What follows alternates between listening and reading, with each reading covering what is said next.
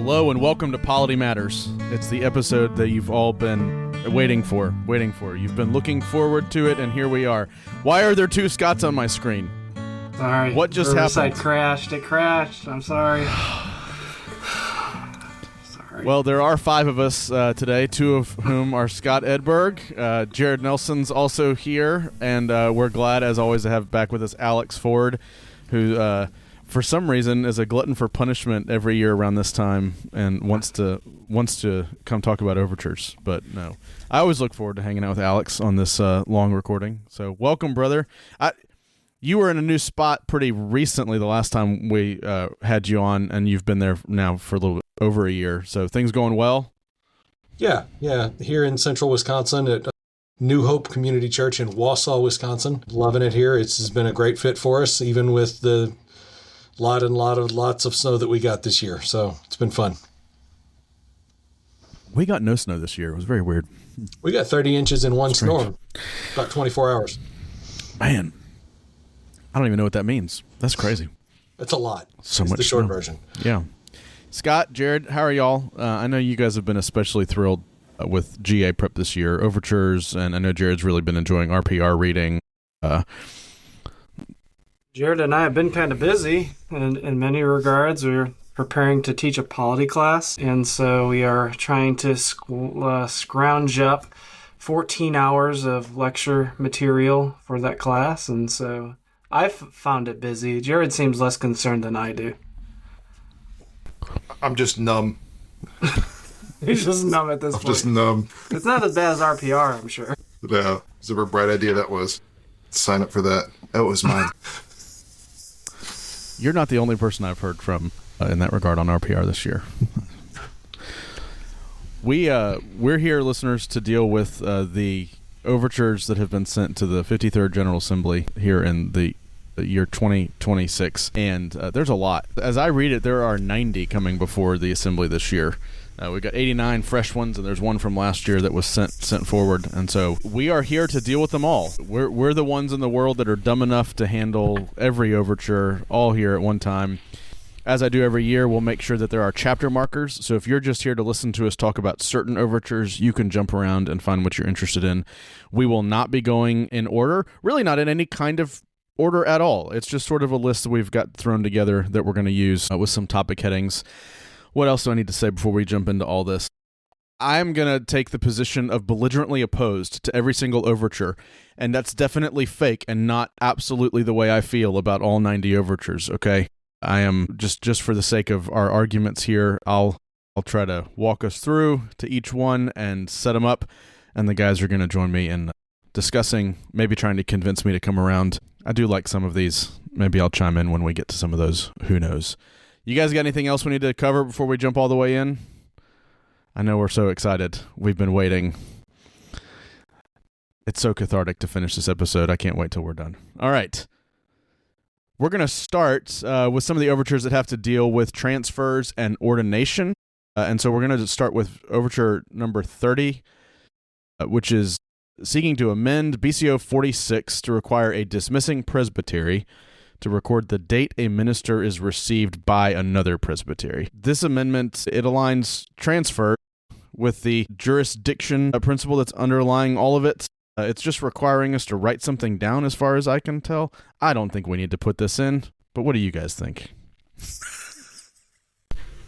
I mean, there's some value in ensuring that a man doesn't fall through the cracks. He gets dismissed by Presbytery A and then never received by Presbytery B, and neither presbytery thinks that they own him anymore.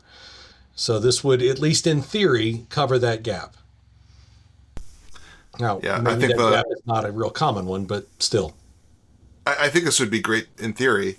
I think the argument against it would be you're recording the actions of some other presbytery. So why is that the responsibility of that presbytery to record that? Probably something they should do, figure out if he was received, but there's a little redundancy there.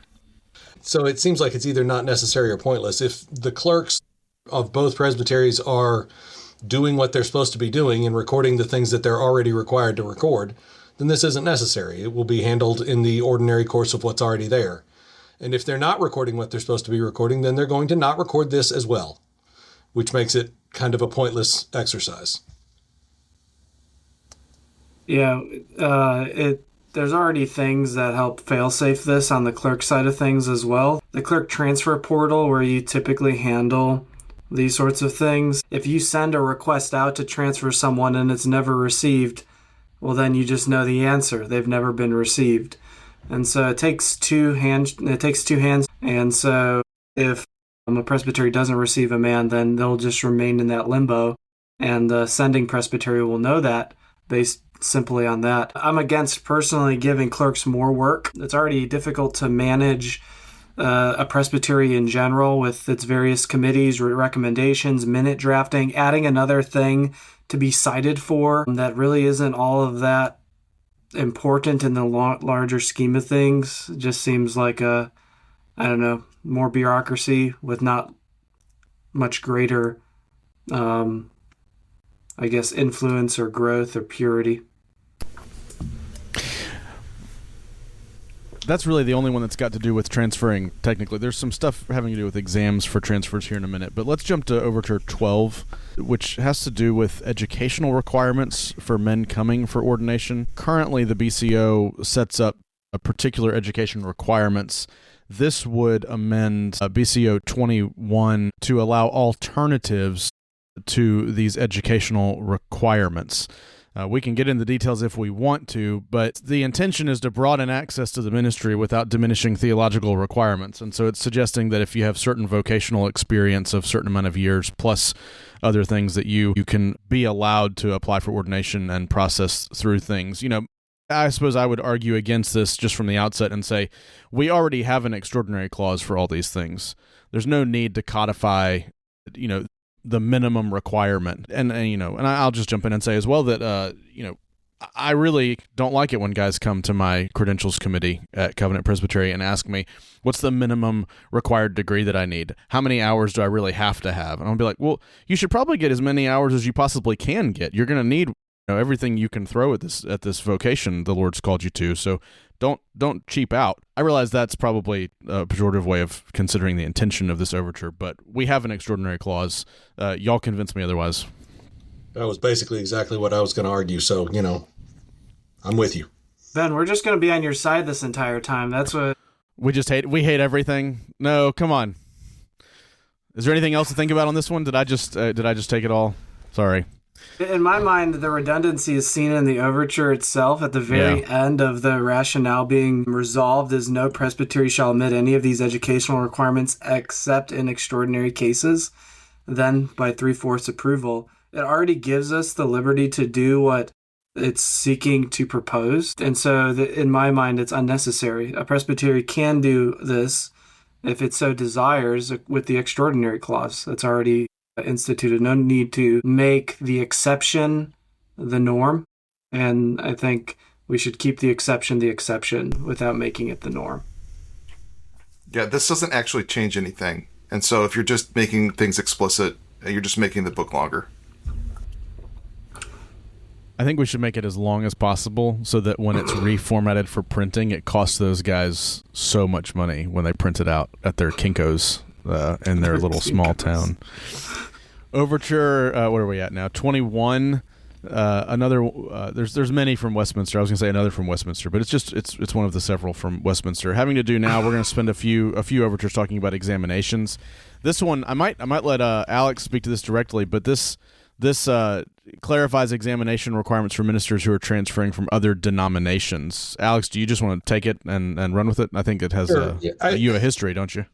Yeah, I do have a little bit of history. Obviously, I think it's fine the way it is since I wrote it the way it is, but that's whatever. I appreciate the intent to clarify which exams would be normative, which we expected for a transfer. But the final sentence of 13.6b explicitly refers to the extraordinary provision in 21.4 that we were just talking about, allows for a reduction of the requirements for a particular man by presbytery action.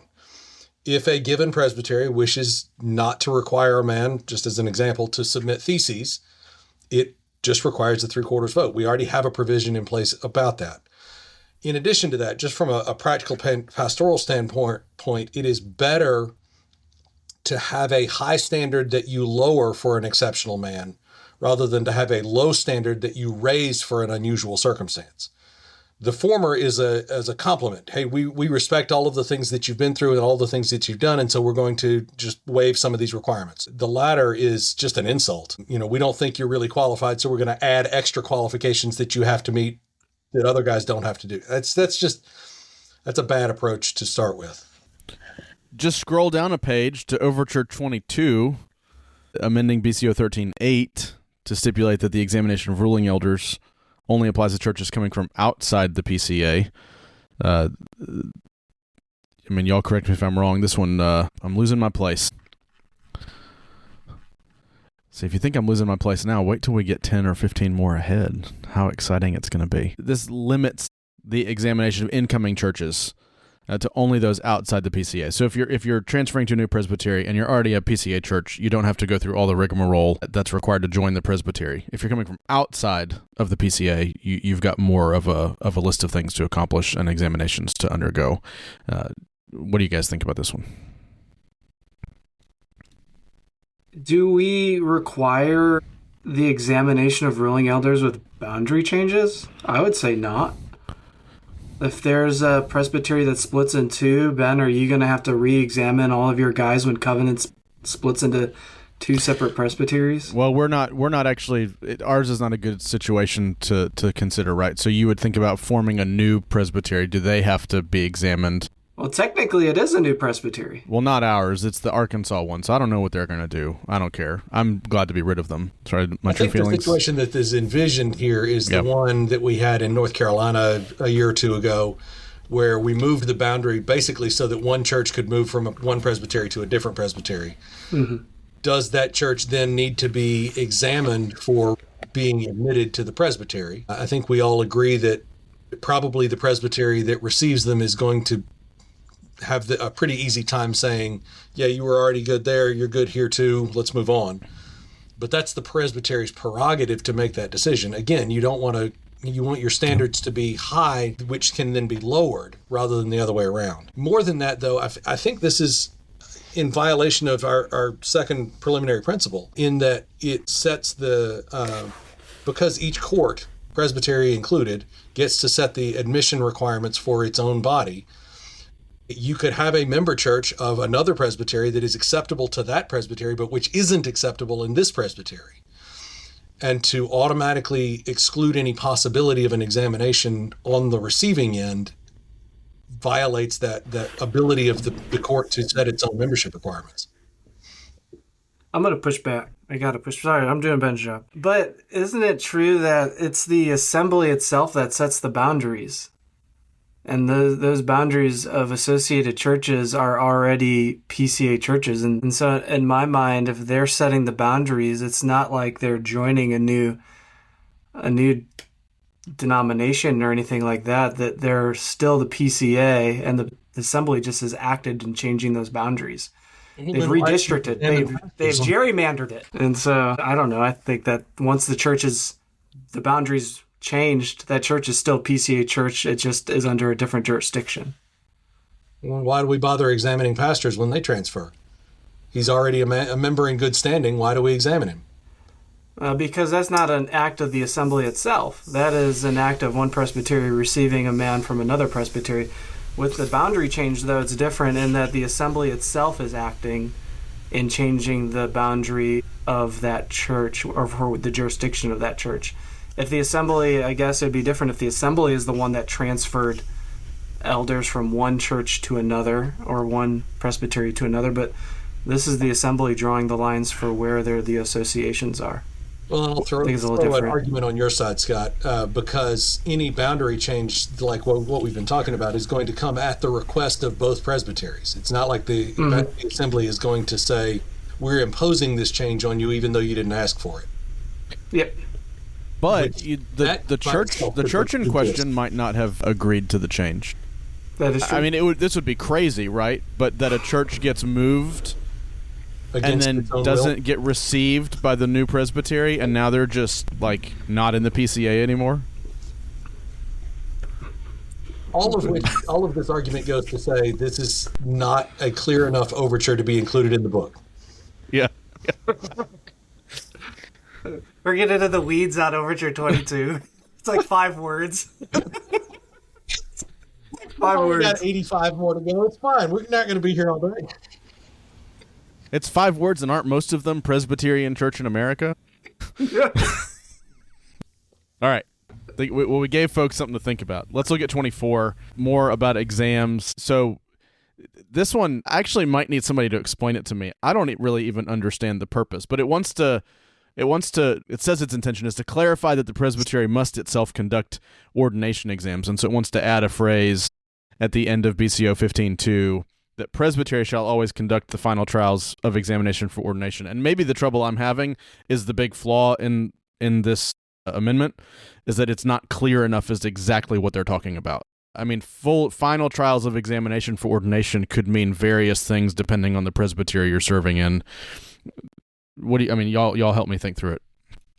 It seems like what they're afraid of is that a presbytery might assign the ordination exam, the final ordination exam, which is normally done on the floor of presbytery, to a commission that would also then install. And they're wanting to avoid that possibility by requiring that the full presbytery be the one who conducts all of the actual trials and then assigns the installation and ordination to a commission.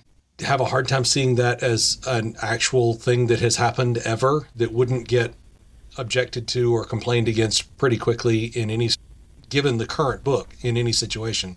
So I don't see the value of this change, but I think what they're trying to avoid is some possibility that a presbytery could assign the exams to a committee or commission, or excuse me, to a commission. Let me argue for this, even though I'm kind of ambivalent about it. I think what this would try to prevent is a presbytery that says your candidates and credentials committee is basically a commission and they can do all of this. And then somebody in the presbytery never had a vote on somebody coming in, never really heard their exams. So I think what this is trying to do is to make sure that would never happen. I haven't heard from enough other presbyteries to know if this has happened, but I could imagine it could happen in a large presbytery that assigns things to lots of committees in order to get work done. So it would prevent that from happening. So I could see an argument for it from that perspective. I would say this needs a little amendment because presbytery, that could be a commission, right? Like, I would think you need to add something like full or the complete, the total presbytery, something to signify that the whole court, because a commission acts on behalf of a court. And even with this amendment right here, a commission could complete that trial that it just set out to try to limit. So it would have to be, there's a recent amendment that we're just about to pass about suspending a man, administratively suspending a man and having to be the total court, the full court. I think that this provision would have to include language like that as well if it sought to complete it. Okay, we're going to move on with that. That's a handful that deal with these particular matters, but now let's look at there's a lot of overtures this year that deal with officers. So there's some kind of scattered ones we're going to deal with first that have to deal with clerks and some reporting issues. But then we really get into the ones that everybody's paying attention to this year, some of the biggest ones this year in this category. We talk about unordained people and the way that the book relates to them, and then deacons in particular, sort of with 37 headlining. So we're going to work our way through these. This is probably a dozen or so in this section. We're going to first look at BCO 58. Overture 58 is from Calvary Presbytery. It's pretty straightforward, specifying that clerks must be elders. So in the courts of the church, if you have a clerk, he needs to be an elder. And I mean, and I'll be honest, I don't have to disagree with this one in pretend. I think this looks like it's searching for a problem. I'm not convinced it's a necessary change. I tried to look through the rationale and see if they had any examples of why we needed to do this. I haven't experienced it myself, but I could imagine a scenario where you have a very small church with only a few elders. If they're very old and traditional, they might have somebody they want to sit in on the meeting and take the minutes for them, especially if they're, I don't think it's bad to say, like, if you've got an older church and there's older elders and they're not as good at computers and they want, a younger guy in the church or their administrative assistant at the church to come and sit and take minutes, you just wind up preventing something rather simple and innocuous. But I'm sure you guys have other thoughts too. I think the argument for this would be that they would be dealing with sensitive information, especially like discipline matters and things like that. That would be the argument for only having an elder do clerking. However, I think even if, say you have a really capable deacon or you have somebody else that's doing it, I think the session could be trusted with saying there's certain matters that we're not going to have you in the room for. So this is preventing something from happening that may not be a problem. I'd like to hear what the problem is before I give a solution. Yep. I almost became the clerk of Providence before I was ordained. They were desperately in need of a clerk, and I think John Bice went to my pastor and said, "Do you think Scott would be interested in that?" Not knowing me at all at the time. And my session vetoed it, and I think it was probably wise. They said, "You need to focus on your licensure and ordination exams, not on clerking the presbytery." And so I said no, but part of the debate was just this, like, can an unordained person clerk court, whether it be presbytery or a session? And I think there is some historical documents that there is nothing limiting that at all. I could probably be convinced to move this direction if it was limited to presbyteries and General Assembly. I think the smaller courts are harder to pin down in this way. I think what Jared said about, another officer, a deacon or something like that, you just don't want to roll over the other options available. But a presbytery and a GA, I could see that, perhaps. Give us a problem, then we can fix it. I don't think we have any clerks currently, presbytery clerks that are serving that aren't ordained in some capacity. Mm-hmm. I could be wrong, but I don't think that'd be the case. All right. 72, Overture 72, adds BCO 12.8, requiring sessions to record a list of all session and diaconate members in their minutes. Now, Jared, this comes out of your presbytery. Do you want to jump on it first? Yeah, this is, I think, going back to a question I've heard before, why are there so many overtures? One of the big reasons is we have adopted 7.3, which clarifies, tightens up the fact that you can't call somebody the titles of ordained office. So you can't call somebody a deacon that's not a deacon or a pastor that's not a pastor. And I think a lot of these that we're going to be going through are either trying to loosen that back up a little bit or tighten it a little bit. This would probably be the most mild, I think, in terms of addressing that, in that it basically just says, tell us who your deacons are in your minutes, your deacons and elders. And there would be two effects from that. Number one would be a little bit easier to track down who are the deacons in that church if there's collaboration that wants to happen. So there's a practical help for that. Also, if there's a church that never has deacons, never has ordained deacons, it can be a way for the presbytery to see that, act in it, and even help with that. Like, let's help you get some ordained deacons. You have a 200-member church, you don't have any deacons, this is a problem. So this would be, I think, within the whole discussion over deacons and having unordained deacons or unordained people doing what deacons are doing, it's one of the more mild tightening up of it. Either of you other guys want to jump in? And just to note that CCB found that this is, at least in a minor way, in conflict with the existing portions of the BCO, because I think, if I'm remembering right, it's because it's asking whether the duties have devolved upon the session, and BCO 9.2 seems to say that it does, regardless of whether you think it did or not. So that might be a relatively easy thing to amend if this is something that the assembly wants. yeah. Yeah, if you just delete the second sentence, then it just says, tell us who your session and deacon is, and then that's it. Right. I will note that I think recently, presbytery clerks were instructed to, as part of the directory of presbytery, to include those who are serving on the session and on the diaconate. And so that's, if the clerk is doing that, which he's been instructed to do, then we're already doing this. It's just not in the minutes. It's recorded in the directory of presbytery. We're going to jump to 84.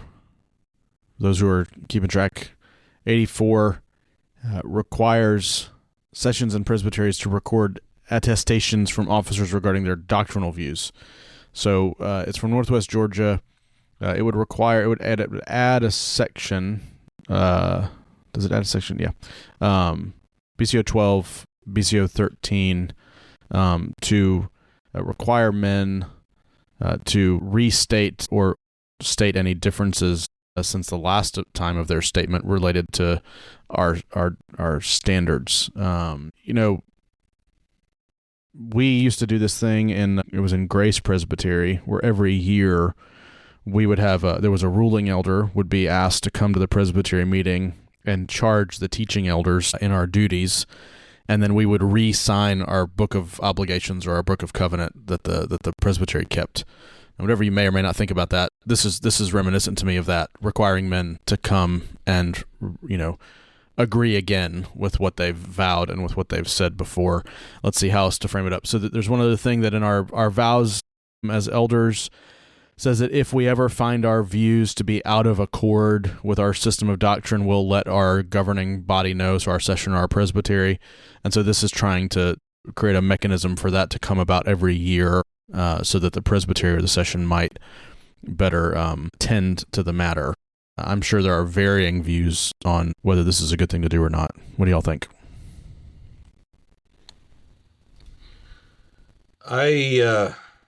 There's several problems with this. One, it assumes that elders who have vowed, as you just mentioned, to let their court of authority know when their views have changed, that they're not already doing that. It assumes that men are being deceptive.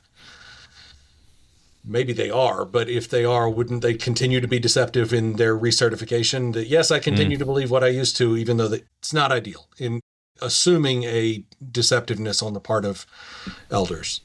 I think it's also interesting pairing this with the fact that item 5 last year looks highly likely to fail, so that REs and deacons are not required to currently, and probably in the future will not be required to state any differences. But this is going to require them to restate that they continue not to have differences, even though they never stated that they don't have different. It's just, it's a mess.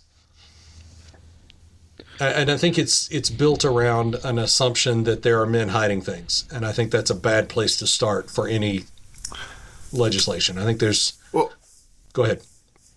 If I can give a slight positive, I think there are several presbyteries, I think Calvary's another one, where they'll do something like this, where they'll kind of reaffirm their commitment to our system of doctrine or whatever, which seems to be like, that's neat, that's a good idea, but it's kind of taking a good idea that some presbyteries have done and then making it mandatory for everybody.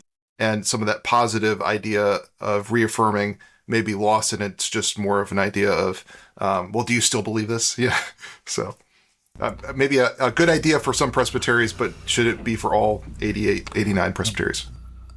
My hunch is that the origin of this amendment comes from the CRC. The CRC has been having a season of gospel renewal, and last General Synod, they passed something similar to this, which is a yearly re-signing of their ministerial obligation, and that they still uphold their doctrinal standards. In the CRC, though, they are strict subscription to the three forms of unity. Three forms of unity tend to be a little looser, easier to fully subscribe to, but the CRC is dealing with an issue of people using the gravamen system, which is like, I have an issue that I'm stating and I'm working through it, as permanent differences when that's not how it was supposed to be used. And so they had all these pastors being for same-sex attraction and saying it wasn't a sin, and using the gravamen system to have a stated difference permanent, but it's meant to be a difference that you're struggling through and working through, not a permanent solution.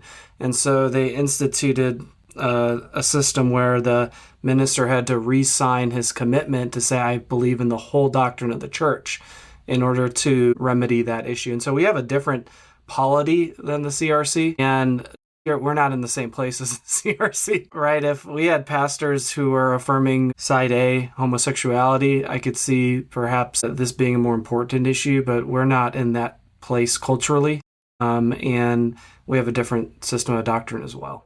Though I'm sympathetic towards our people and our leaders committing themselves and recommitting themselves to the confession that they hold as biblical truth. Yeah. And I mean, I get the question fairly often. There is no established mechanism for a change in views that's contrary, right? It's in the vow, and that's the only place. That's the only place it is. There's not a way to. There's not a described mechanism for coming to your clerk. Like, even when it comes up in our presbytery, it came up not long ago. What do you know, I've got a guy coming to me as the chairman of the credentials committee. He's going to the stated clerk. We're trying to figure out who's supposed to answer this guy and talk to him. Like, there's just nowhere for it to go. I'm sympathetic to trying to put this in a spot. This seems like too much. So find a better way to create a way to talk about this if we need to. But anything else? 14. Oh boy. Sorry. The intent behind Overture 14 is to safeguard the distinct nature of ordained office by prohibiting giving unordained people titles or roles that are synonymous with ordained office, but it's just too much. There's way too much here. It's just impossible to handle this much change. I mean, we could sit here for probably 30 minutes on this one and talk about all the stuff that's in it. Whether we agree or not is a whole nother issue, but it's a lot of words. Oh man, so many words. So basically what happened with 7.3 last time, it says, no, we really, really, really, really mean it. And not only that, but you can't use anything like shepherdess, eldress, pastoress, deaconess. It uses all these different possible terms. And I'm somewhat sympathetic to the fact that if you're having near terms like eldress, you're trying to pull something there. But you can't list every single title that you can't do. I think we've come to this place where I think we've said, okay, don't use the title of a pastor, elder, deacon, because those are reserved. But you can't regulate every single possible variation on that, I don't think, without having to constantly come back to this and add new things to it. And I guess I'm also of the group that is knowing the history in the RPCE. The RPCES said, definitely not to women deacons. And they said, deaconess has such a varied history that maybe use that title, but make sure that they know that they're not ordained. And I'm ambivalent about that. I don't know that it's something that we have to ban that term, especially if I don't know. It's when you start positively banning other terms, I don't know where you get to the place in which your list is full and complete. Plus this adds to 7.3, 7.4, 9.2, 9.7. It's a lot of words. Just ban the use of ESS as a suffix. That's what they really want to do. That's the essential. No suffix. No ESS suffixes. I think the substance of the issue is that those who are not ordained should not have the authority given to ordained officers. That means voting on sessions and acting on behalf of Christ and his church. And so I think that's the substantive part of the issue that we're seeking to address, and I don't think titles gets at the root of that. That's why no matter what title you add, there could be more titles created. It could be a factory of new titles. The heart of the issue is voting on your boards and then enacting upon that authority given to those boards by Christ. That's the thing that needs to get safeguarded, not necessarily the titles. The titles can be unhelpful, and they can confuse, but the substance of the issue is who is acting on behalf of Christ in the church. Is it those who are ordained or other people? That's not to say who can attend those meetings, I suppose, but who's acting on behalf of the church. That's a substantive. And so if the titles can just become endless, Hydra. You kill 5 and 10 more arise out of its wake. And I don't think that'd be a wise way for us to handle the issue. So I will say I recognize that we don't adopt the rationale, but the rationale contains in this option, this overture, contains some real problems. The list of titles to which they're objecting. Do we really expect the women's leader or circle chair or women's board to be officers, elders, and deacons, and for that matter, men at all? Why would we assume that women's leaders shouldn't be women? Yes, there are some on that list that are more problematic than that, but it seems like this is a judicial problem that's attempting to be solved via legislative means. The things that are being complained against, that are being argued against here, in as much as they're being done, are judicial matters, not legislative matters, to my mind at least. This is not how you address that sort of problem. Obviously we don't have time for that length of discussion here, but if these churches that they're finding have people serving in ways that they shouldn't be serving, raise a complaint, raise a report, a 45 report, whatever, 40-5, go through the process that we have established based on the existing rules that we have, of which these alleged actions and decisions are violating, instead of adding new legislation that may or may not actually ban a thing that's already banned. I kept coming back to Morton Smith as I was studying all the overtures and writing up some notes on them. He's got this great line early on in his commentary. If a system of government seems to operate with friction or error, it is not necessarily the fault of the system, but of those seeking to implement it. We have the system to handle this kind of stuff. If you're unwilling to deal with it in the way that we have, then the response is not to just make the book bigger. As much as we want to increase the cost of printing it for those crazy people that want to print it on 8.5 by 11 sheets of paper, that is not a good answer to your problems. So have a little more grit, fellas. Can I say that? Am I allowed to say something like that? Sorry. I guess, you know what? I can say whatever I want. Listeners, y'all don't have to listen to us. Where are we? We just did what? 14? 52. Whoever's coloring them green in the spreadsheet, I love it. Thanks, Scott. Overture 52 is from Mississippi Valley, is a straight up adding a section to BCO 7 to prohibit church courts from creating ecclesiastical offices for unordained people. I don't know what I think about this. I'm not a big fan of adding whole sections like this. I feel like we've been doing this a lot. We just add whole paragraphs. I kind of want to say that this is still that matter that we just talked about from Morton, that we should just have a little grit and deal with the issues. But y'all, come on. If you want to have somebody attempt to make a positive case for it, I think if you're somebody that likes what's going on in 14, but it's a bit much, this is putting it principally, and it's copying just some language actually from the preface that Christ is King is given as church officers, oracles, ordinances, and then at the end of that says, to which things he commands that nothing be added, that nothing be taken away. So it's kind of copying that language there to say, hey, don't set up a shadow diaconate. So if you kind of like the substance of 14, but you want it more in a principle and more to the point, then this is the overture for you. 74, still dealing with unordained folks. 74 from Eastern Carolina wants to add a new BCO chapter 17A regarding the commissioning of unordained people for ministry roles. I did not pull it up in front of me yet. Does somebody want to kind of give us an overview real quick? Or do we care enough? Were you fatigued so much by the time you got to 74 that you weren't thinking clearly? Is that what happened?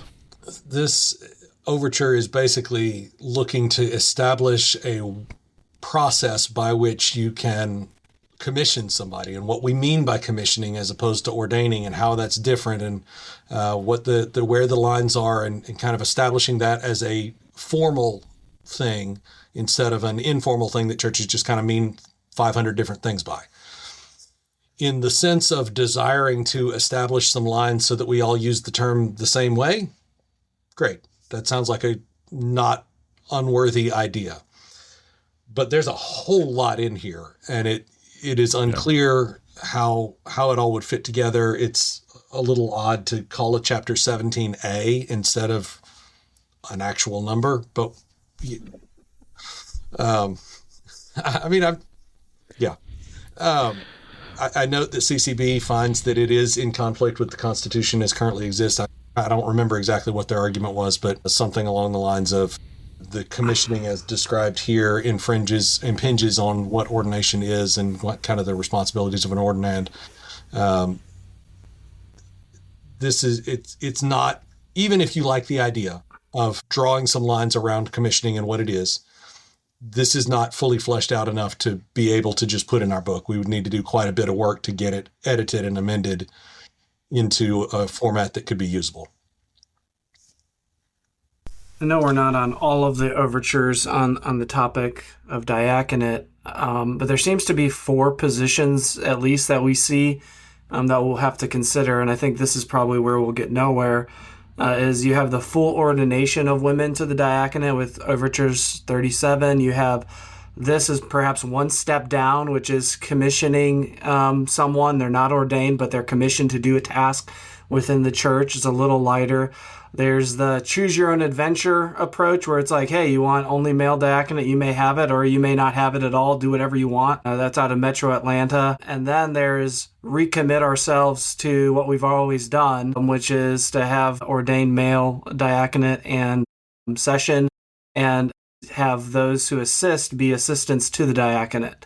Now, those are the 4 propositions, I think, before the assembly this year. You may be able to add a little here or there. I think what it does reveal is that there are 3 approaches to women serving in some way, in the diaconal way, that don't line up from a more inclusive point of view. I don't know if we'll have to be able to get a majority of those who want women to serve in this way to agree. Do we ordain our women? Do we commission our women? Do we leave it up to everyone does right in their own eyes? I don't think there's not going to be a coalescing of opinion on that. And you kind of see the tension through some of these overtures, this one included, on how do we honor women well. I think, showing my cards, I think our practice that we currently have honors women well. But I think there's going to be a lack of agreement. Because if you think women should be ordained, you're not going to be okay with them being commissioned, right? And so there's divides even within this camp. Yeah, I think there's something interesting that was brought up by a listener of our show, Patrick Sanders, who's a deacon. And that is, if you look at some of the rationale for commissioning, you'll notice most of the citations in Scripture are people who are already ordained. So Paul and Barnabas or some of these others they're ordained officers that are commissioned to a particular role, like to as missionaries.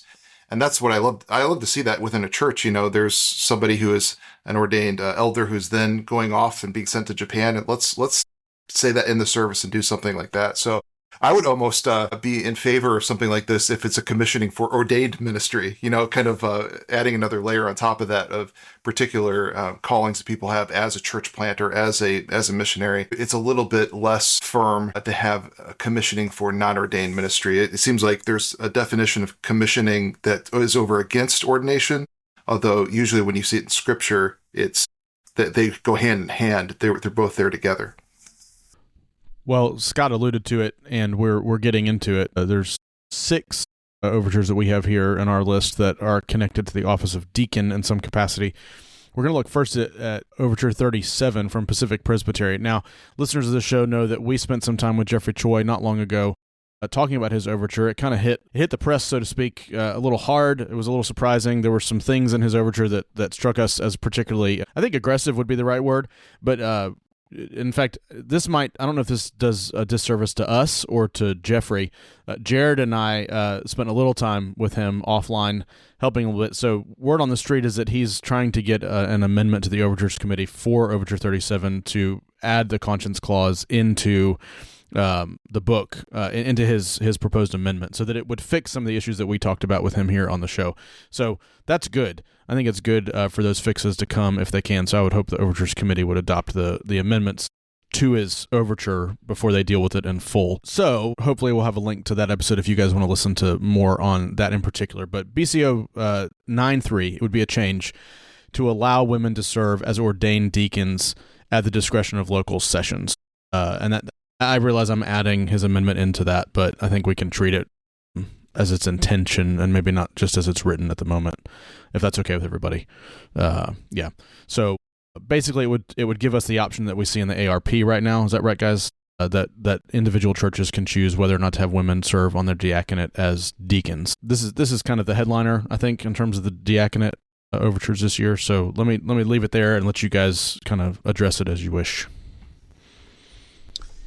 Yeah, I think this has the benefit of sunlight, of doing things openly and above board, for sure. I'd much rather have this than guys who look at the BCO and say, yeah, I'm not doing that. I'm going to do this other thing instead.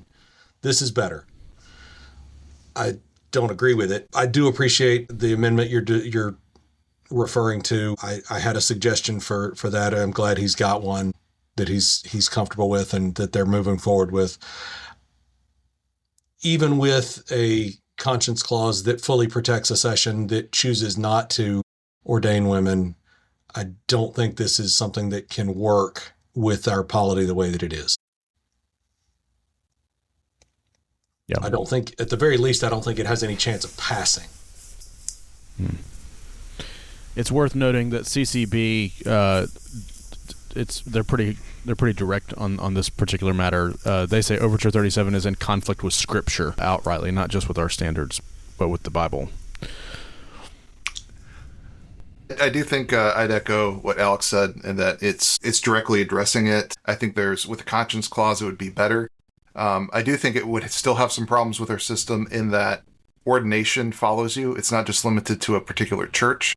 So what would you do if somebody was ordained as a deacon and then goes to another church that you're not going to accept that? There's also, I think, some problems here that with some of the other provisions are not taken care of, like you still are promising obedience. And if the argument for having women serve as a deacon is that it's not a office of authority, then why would you obey them?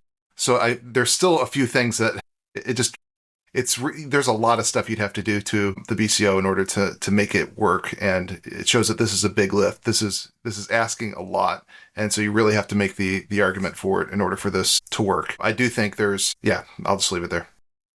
I will say, with the inclusion of the conscience clause, assuming that it's a good one, obviously I haven't seen the specific language he's referring to, assuming that it's a good conscience clause, this is the best of the let's change our practice versions. The others, agreed, especially the choose your own adventure that Scott referred to, just it is nonsensical. It's a nonsensical response to a situation. That's a good segue to it. It's the next one on our list, 38 from Metro Atlanta. Man, choose your own adventure is such a great phrase. And at this point, I'm going to acknowledge the listeners and to my friends here. I've totally lost the plot of trying to be belligerently opposed to these, because I think, as Scott said, we're all finding ourselves perhaps more in that spot than we originally thought. But here we are. Overture 38, it gives you 3 options for how you may want to structure your diaconate. Only ordained men serving as deacons alongside commissioned or appointed women, or only commissioned or appointed men and women who are not officers but have the title of deacon. I mean, I think Alex said nonsensical. That's not a bad word to use. There's just so much here. There's even footnotes. I mean, when you're adding footnotes to the BCO, where have we gone? Y'all want to add anything? I mean, we've kind of addressed this a couple times now. Is there anything more to say now that we've got it right in front of us? This needlessly complicates our Constitution. I'm starting to get belligerent and angry. I'm actually angry. We already have provisions to deal with skilled and gifted people who are men and women who aren't officers. They can assist the diaconate. That should be sufficient. That is clear and sufficient. We can have women in the church ministries who serve under the diaconate and aid in their work amidst the congregation. We don't need to create all of these other opportunities to make every autonomous congregation happy with our system. There is a system. Just implement what's already there and your people will be fine. I mean, especially with this one, they will be fine with the current system, needlessly complicating the system. That's my opinion. Yeah, I would say if you want to do something, starting with 37 as your base is better. It hits more of the areas that you need to change. I don't think 38 even deals with half the areas that you need to change in order to make it work. So it's just technically too defective. It's undone. It's unbaked.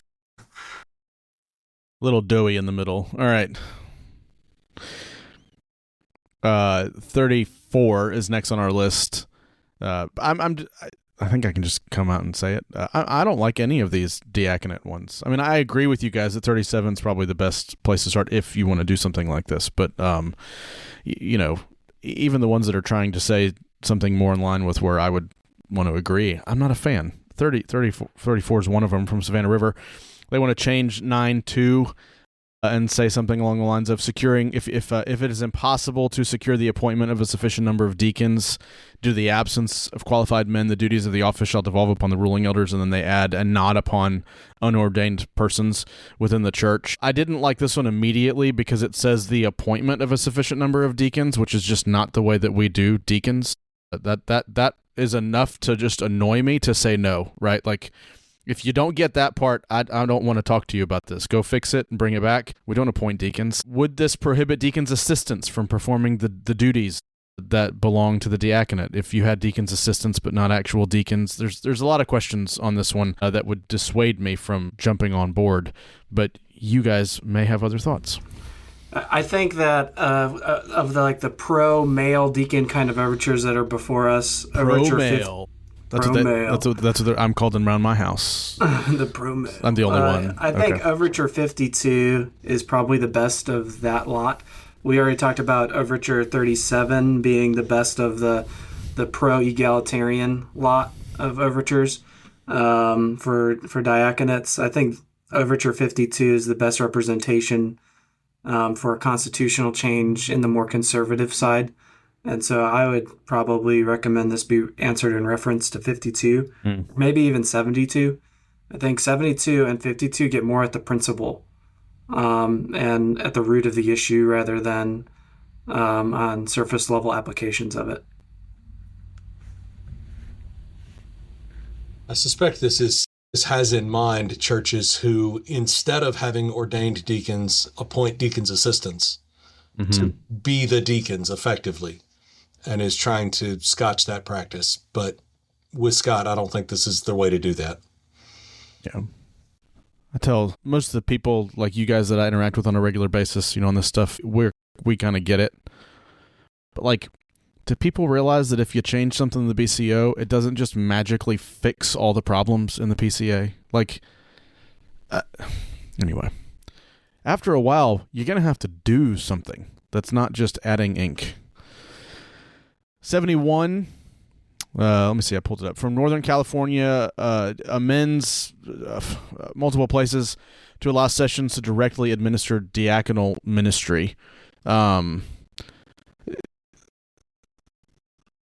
think right off the bat, CCB finds it in conflict. There's several different ways that it conflicts. What they wrote was enough for me. I suppose this is an audio podcast. We should refer to those things if we're going to, but I'll pull those up. You guys tell us what you think.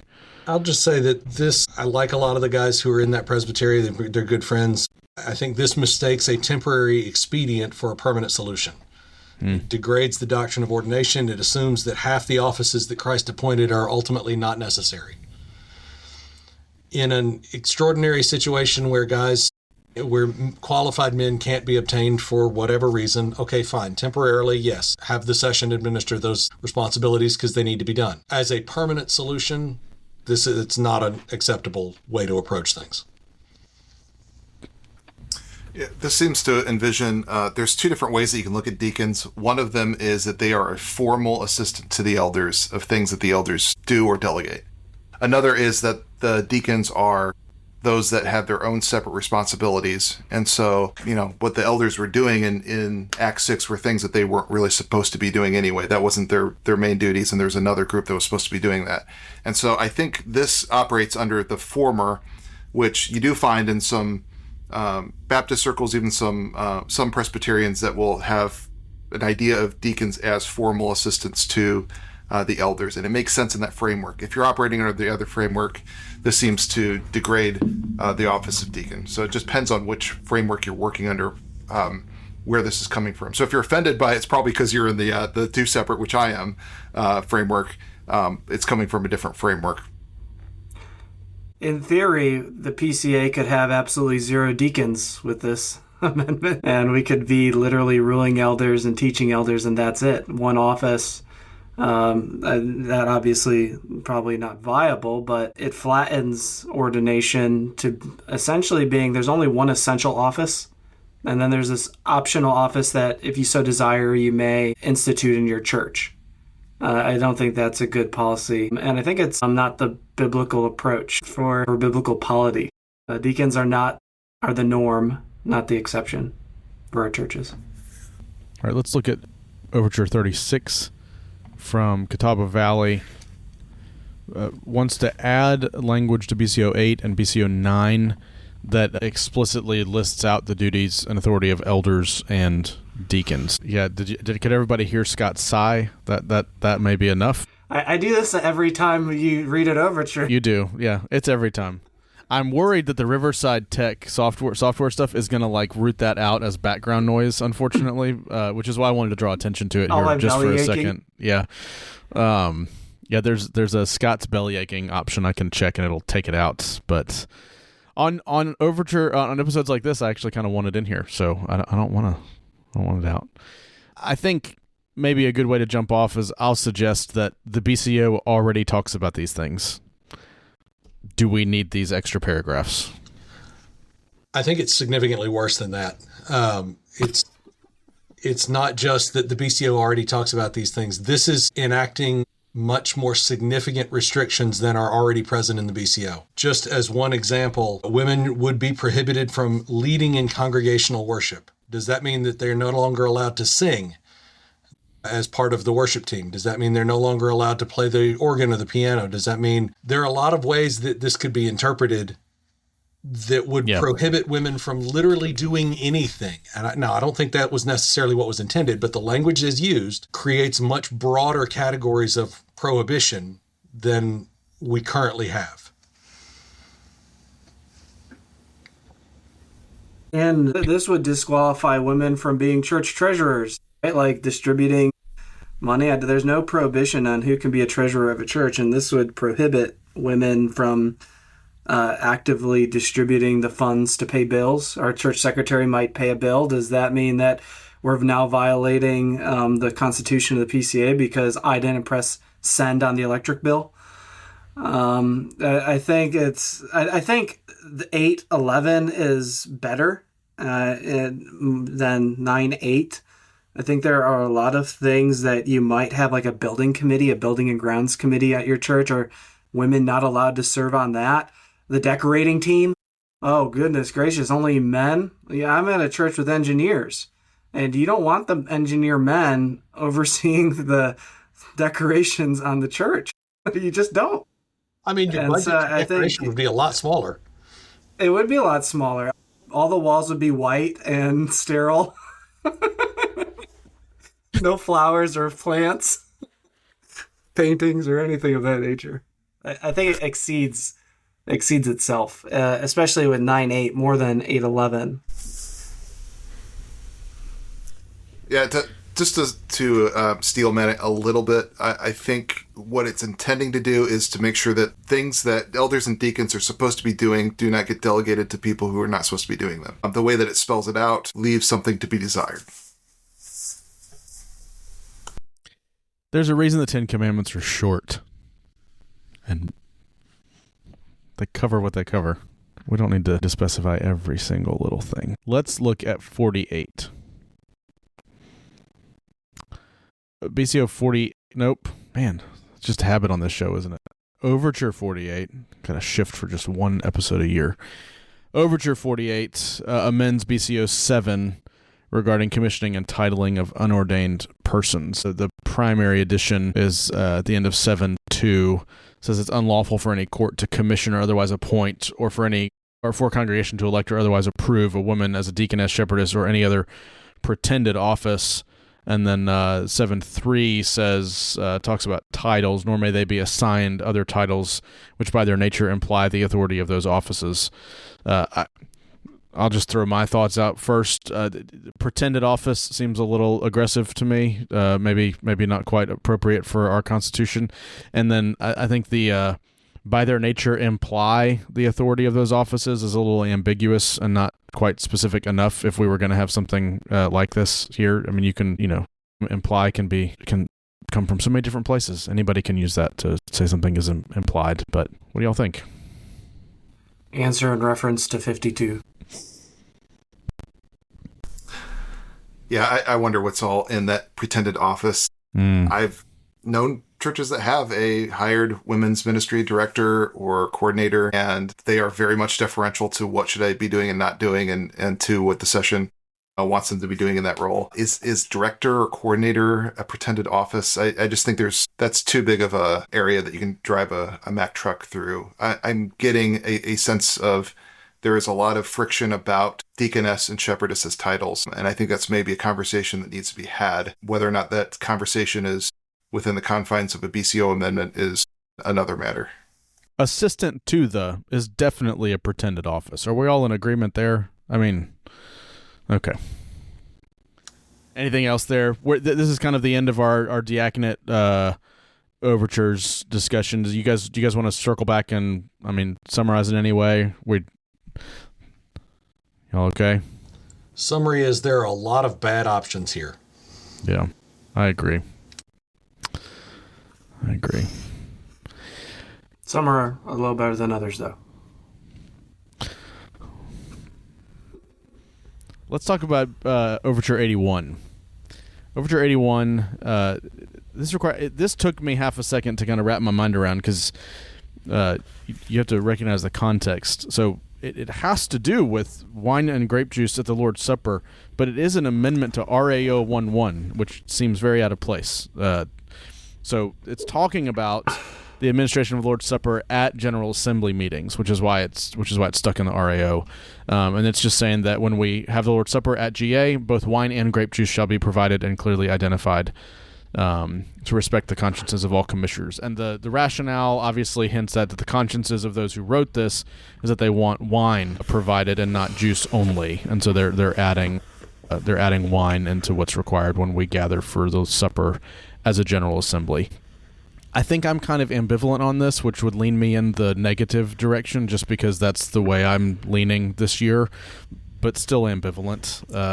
Alex, I think you said that you had thoughts on this. Maybe I'll kick to you and let you I don't have convince me. hugely strong thoughts about it, but I do think this is a good choice. I think the use of grape juice only is rooted in a particular time and a particular cultural moment in the early 1900s Prohibition movement, and has held on in socially conservative churches for a very long time beyond that cultural moment. I think it's okay for us to offer both wine and grape juice, and I think it's appropriate, since for 1800 or so years, wine was the only thing offered.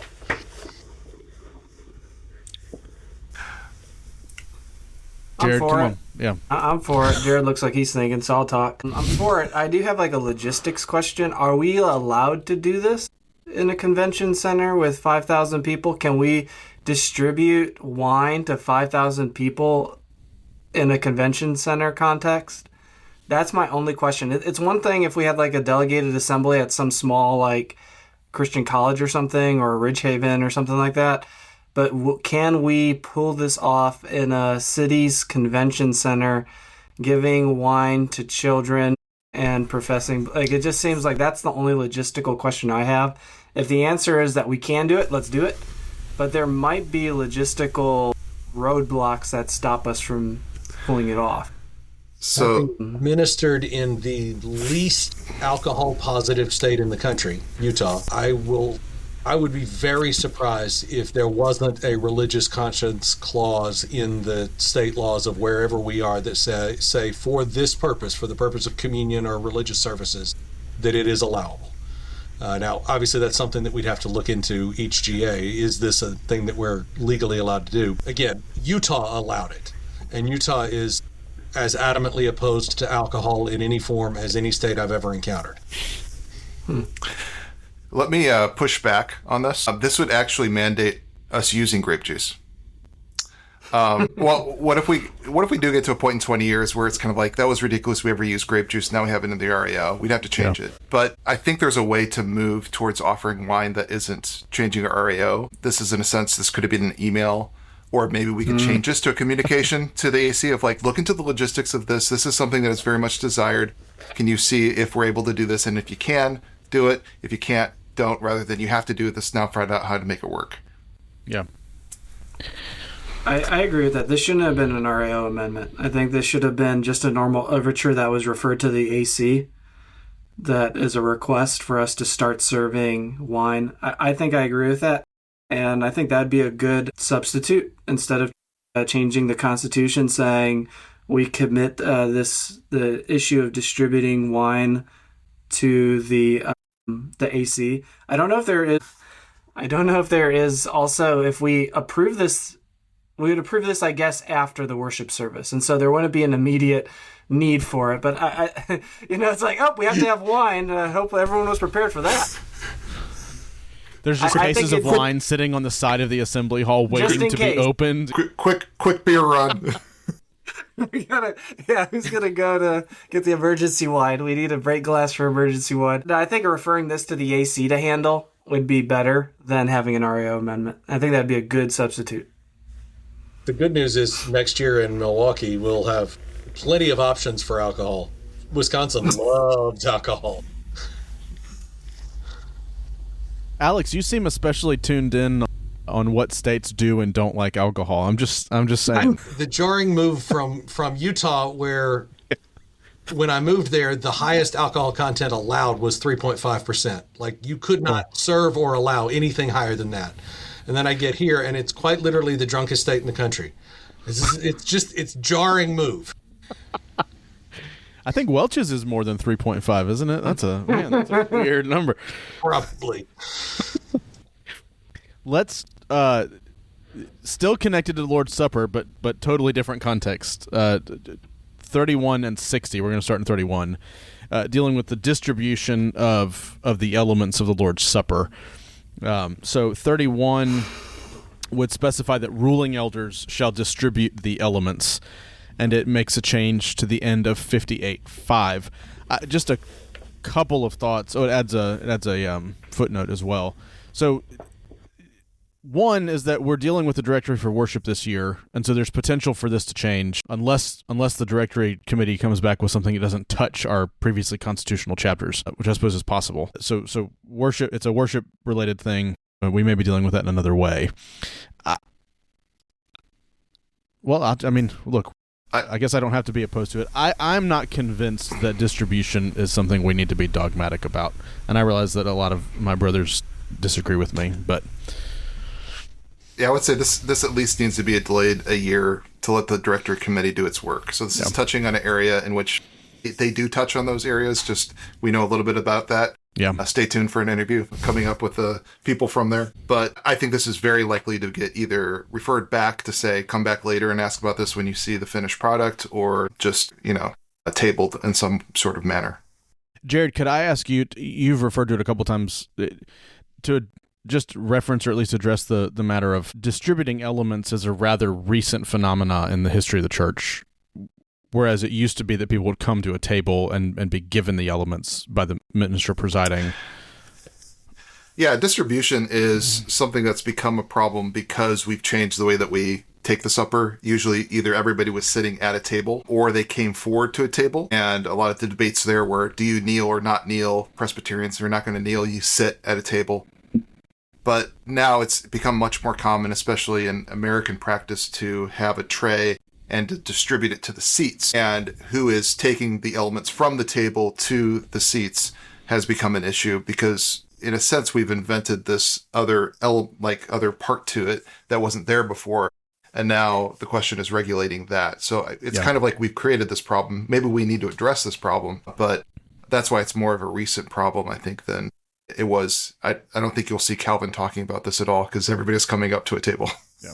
And I know we just had episodes on 58 not long ago, but I just think in the context of this discussion, that's always been a helpful point for me, that we do need to talk about it because it's become a thing that we have to deal with wherever you fall. My focus this year and for the next year is the legacy of adopting the directory of worship, and I don't think any other side project rises to the occasion to derail that effort. I think we need to complete what the founders made temporary, and that is more important than anyone's hobby horse, even if I agree with the hobby horse. And so I think we should answer this in the negative, though I'm sympathetic towards its end. I think that officers are the ones who are best equipped to distribute the elements, but I think what's more important right now is that we complete the work of the founders by constitutionalizing the directory in the form of what is presented at GA this year, and not get distracted by these sorts of amendments. I voted for it last year, and I'm voting against it this year because I think there's a more important matter, and that is finishing this work. If in 5 years you want to add something to the new directory, then go have at it, try it. This part's already been constitutionalized. This is not a new constitutionalization.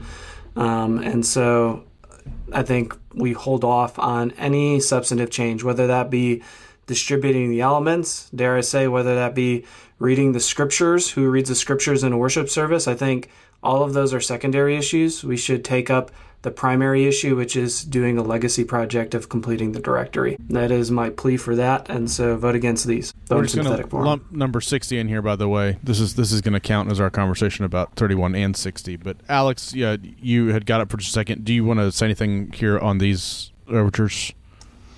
No. Good. Okay. Yeah. Scott spoke for me. I'm on board with what he described there. Yeah. Okay, let's listeners, if you need a break, just pause it and get up and go take your break. We are now starting episode 7. Boy, oh boy. As far as I can tell, we're not a third of the way through yet, so It just keeps going. we're just gearing up.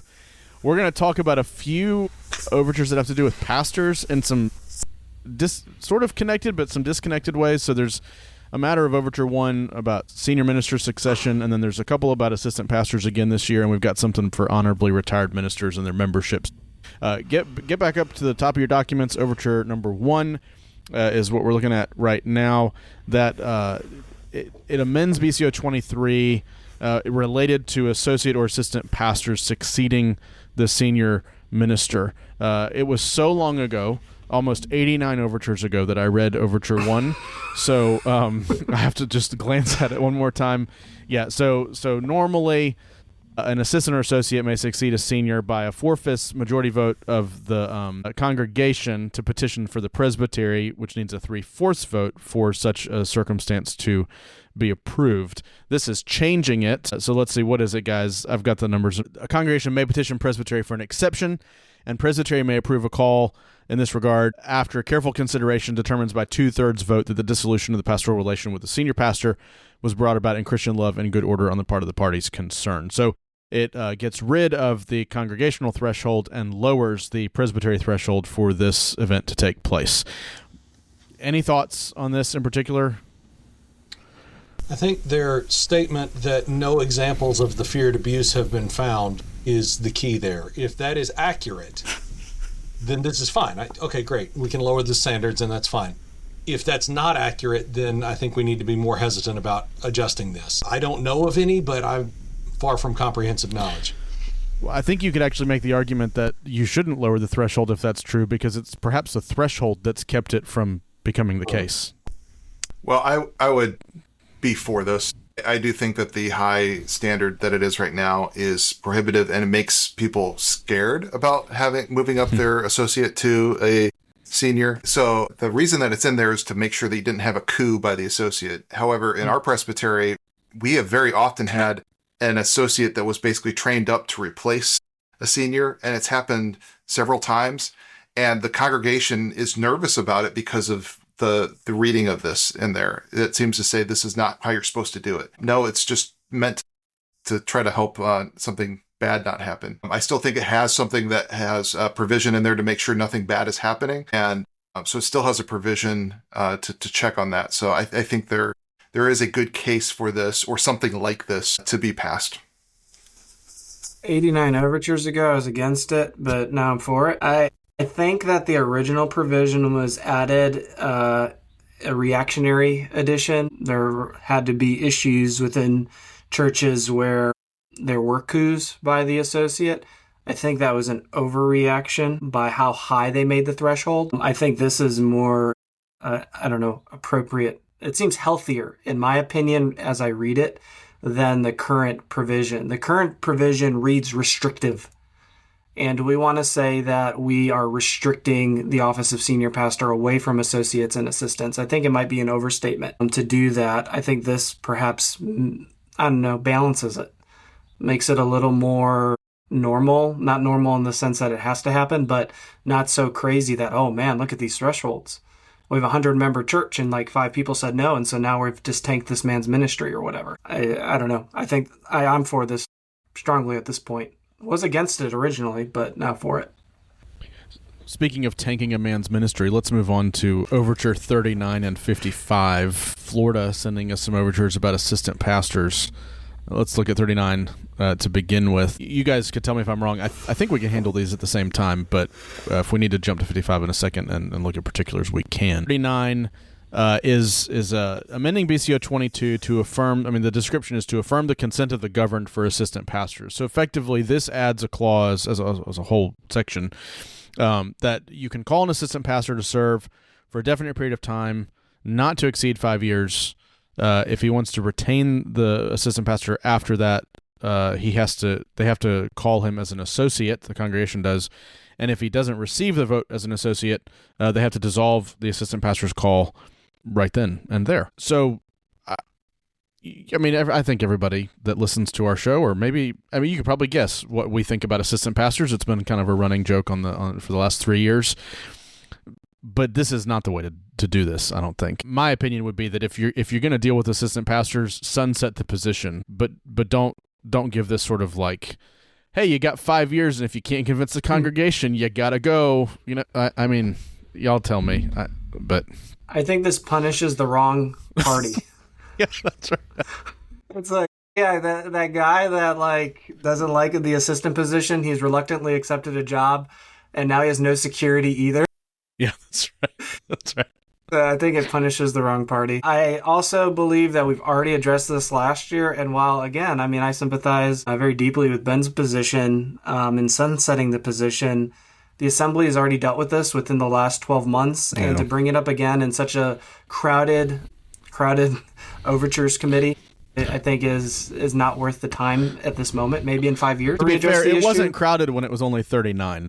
It wasn't crowded, but it became crowded, and that ranks things differently. And so since we've already addressed this and gave an answer last year, which is, we spent a lot of time on this overture, I believe, last year, and we ended up referring it back in the Overtures Committee to the Presbytery for more work. But I don't think this year is the year for that work. Again, I'm for associates. I think it's the better approach, but I think we've already kind of handled it in the last year or so, and we need some time to refresh and restart.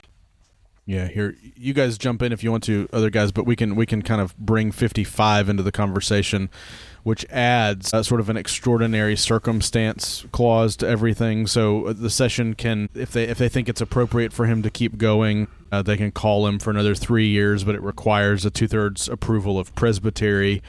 And they can renew the 3 years, but at each junction they have to consider putting him forward as an associate. Is the way y'all correct me if I'm wrong. I think that's the way it reads. So after 5 years, you have to present him as an associate, and if that doesn't work, you can get the Presbytery to approve 3 more years as an assistant, and so you could keep going and keep renewing tenure, which doesn't make any sense. And then there's also an editorial footnote to be included as well that I guess what deals with the way things used to be. So if you were installed prior to the conclusion of 54th Assembly, anyway, there's some provisions for you. But Jared, Alex, I mean, you guys jump in. Scott and I talked about this.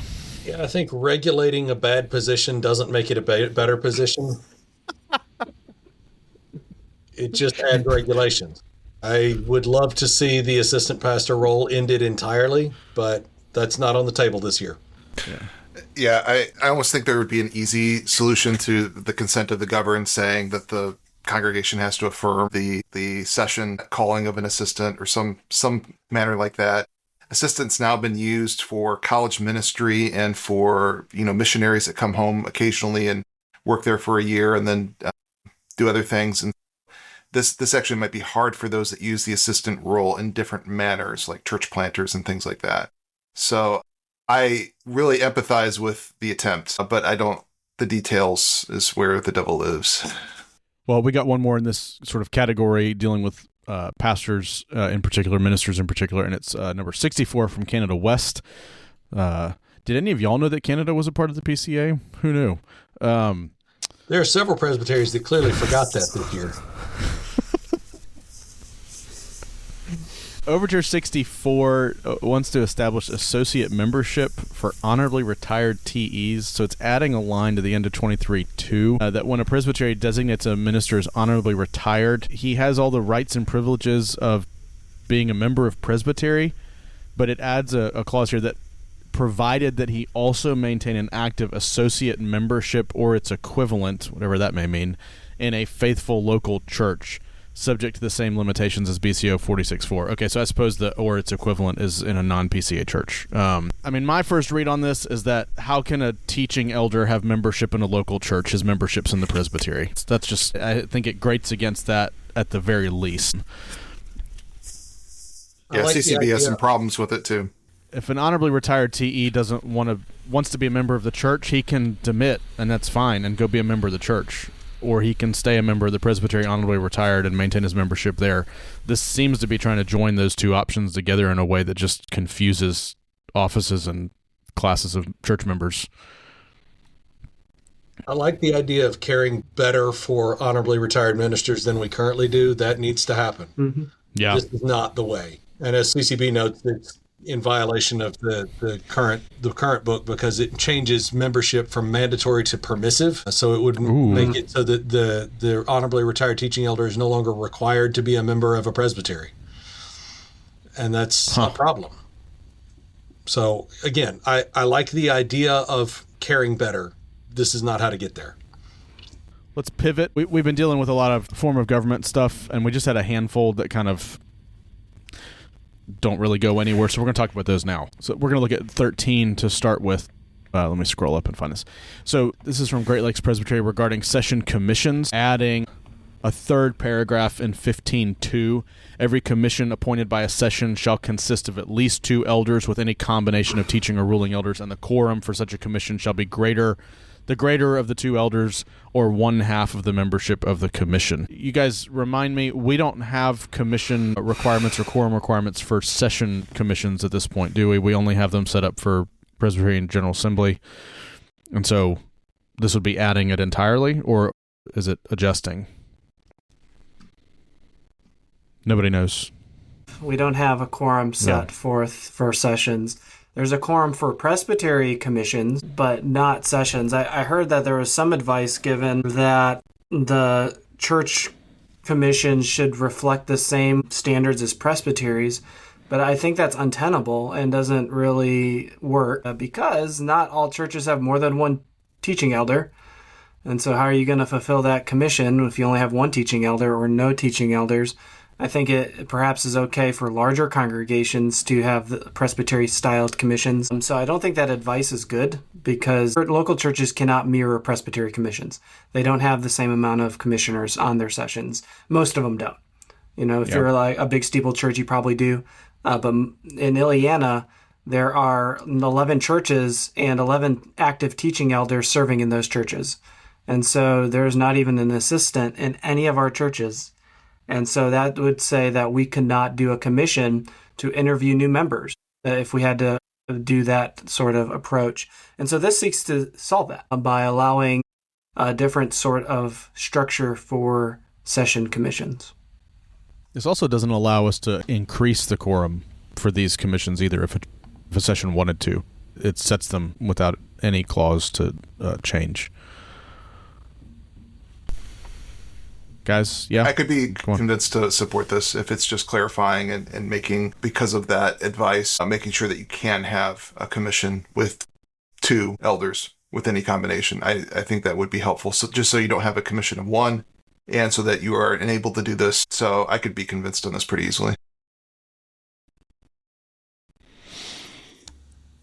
Jared just dropping bombs, man. I would perhaps increase this to 3.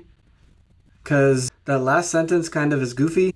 The quorum for such a commission shall be the greater of 2 elders or 1/2 of the membership of the commission. I get that means that it's at least 2 elders, but some are going to read that and think, well, it's half of the commission, which is 1 elder if there's only 2 guys. Yeah.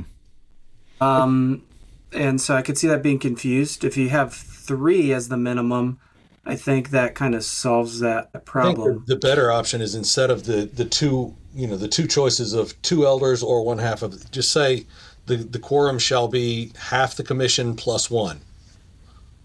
So that's good. If your commission is 2 elders, then half plus 1 is 2 elders. If your commission is, anyway, it's just a simpler way of approaching it. Well, and the 2 is weird because, go ahead, Alex. I think Ben's point of this would apply to all commissions regardless of size creates a bigger problem. You could have a decent sized commission that doesn't need to have a higher quorum level than a couple of guys. And this would not allow us to create a lower level quorum. It would also not allow us to create on, for example, a judicial commission, it wouldn't allow us to create a higher quorum. Right.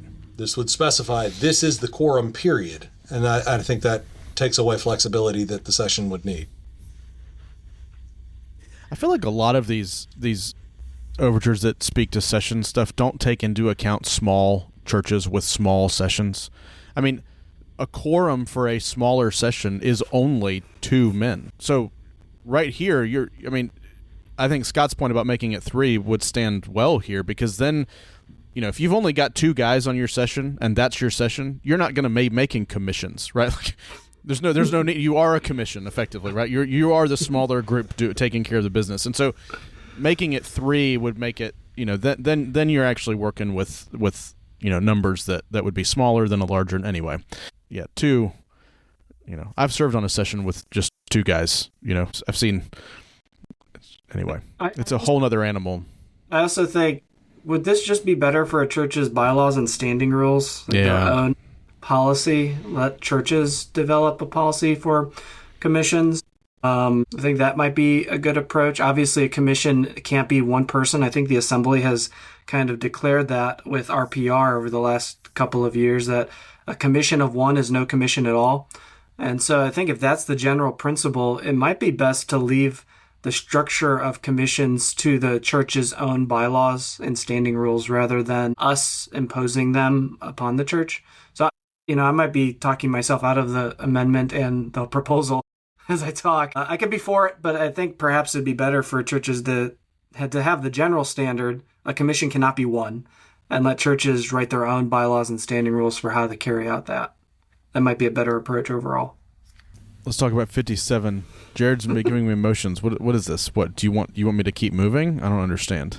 You don't want to stop for a while and hang out?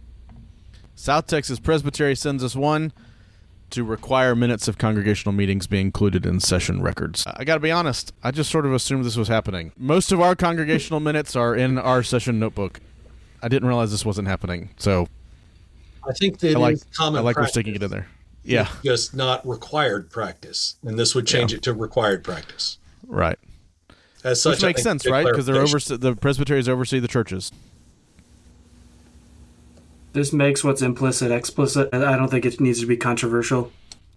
The presbytery needs to have access to the minutes of the congregation. You do very important things like elect officers, elders, pastors, deacons, ruling elders, and the higher court needs to have access to those documents. This proves that something good can come out of South Texas Presbytery. That's just to see if Tori listens. Here's looking at you, Tori. This is an episode that just makes everyone mad at us because we're just, talking smack about all their overtures. It's like, no friends. We've encouraged people to have good polity, and now we are chastising them for trying to implement it. I think the BCO is pretty good. Just look, if they don't want to get chastised, they should submit better overtures. Ooh. Northwest Georgia sent 49. Wants to increase ruling elder representation at Presbyterian GA. Just takes the standard 2 per church and makes it 3 and keeps the increments after that. So it would basically increase every church's representation by 1 at both of the higher courts. Another one, I'm sort of ambivalent. I don't know. So here's the thing. We've been around on this merry-go-round several times before over the years trying to increase RE representation, or RE participation. And I agree, we should. I would love to see more REs participating. I am not convinced that the reason REs aren't participating is because there aren't enough delegate slots per church. I think the problem is financial and in other areas than can be covered by the BCO. Yep. I think this could be fixed by an amendment to make a requirement that presbyteries and GA has an ice cream social for ruling elders, and that would increase participation. Yes. Or barbecue. Well, that one's more fraught because then you got to define barbecue, and there are going to be people who get mad no matter how you define it. That's the truth. But an ice cream social, I'm in favor of that. Let's go. I'm kind of in favor of this. I think of it not more about the representation, but it could boost attendance in some capacity. Probably not as much as the authors would hope or think. But if it does boost attendance, that boosts income to the administrative committee, and that helps fund the assembly. And so if there are more men willing to come that are unable to come because of limitations, even if this be a minor one, assemblies are not cheap. The assembly will get a report from the AC that kind of outlines this a little in a few months, and they're only getting more expensive. In the past 5 years, there's been astronomical increase in how much assembly costs because of COVID-related inflation, and we've not raised the prices at all. Every assembly has not garnered a stable enough income to be self-sufficient. and that needs to change. There are many levers we need to pull, and if this be a minor lever, I'm okay with that from a financial standpoint. I still think that what we see, at least in part here, is that guys are not considering the smaller churches. This serves to benefit the smaller churches the most, right? The bigger churches are already sending more than two. They've got numerous. The smaller churches are going to get an extra ruling elder, but the smaller churches are precisely the churches that can't afford to send an extra ruling elder. Like, that's not necessarily a speech against it, so to speak. Like, at that point, you might say, well, then who cares if it's more or not, and that's fair. To Alex's point, representation increase doesn't mean participation increase for precisely those reasons. Yeah. And I believe the data that we have internally reveals that I don't even know if it's a financial thing that guys don't go to GA. I know that it's a contributor, but we have many scholarships available for smaller churches to send ruling elders for free. The issue is that no one takes it up. And so, like, those scholarships are largely funded and underutilized. Men don't apply for them, and so no one gets them, and the money just sits there. And so there is provision to help offset. It's probably vacation time more than anything. Is, do I want to take vacation time in order to do church business, and I have a young family or something of that nature? I don't think it's the overhead costs of it. The GA provides costs, whether it be the AC itself, or there's other organizations that will also pay for men to go. They're underutilized. And so I don't know if there is a solution. You can't give people more vacation time. Are those scholarships you're referring to stuff the PCA gives in particular? The AC offers scholarship to ruling elders of small churches with small budgets. That might be a marketing issue, because I don't recall ever hearing about that. I know about outside organizations that provide funds in certain cases, but I didn't know that our denomination offered help. It does. We should put that on a poster somewhere. Jared, give me the move. Come on. All right. Let's talk about mission churches and declining churches. They are in similar categories, right? Whereas the mission churches don't have full governing bodies of their own, and declining churches may find themselves in a similar situation where they don't have enough elders to govern themselves, and so they wind up in a precarious situation. And we have a number of overtures dealing with both of these situations. The first one we're going to hit is number 19 from Westminster, which is an amendment to BCO 5.8 that to say that mission churches share the same status as particular churches in ecclesiastical government.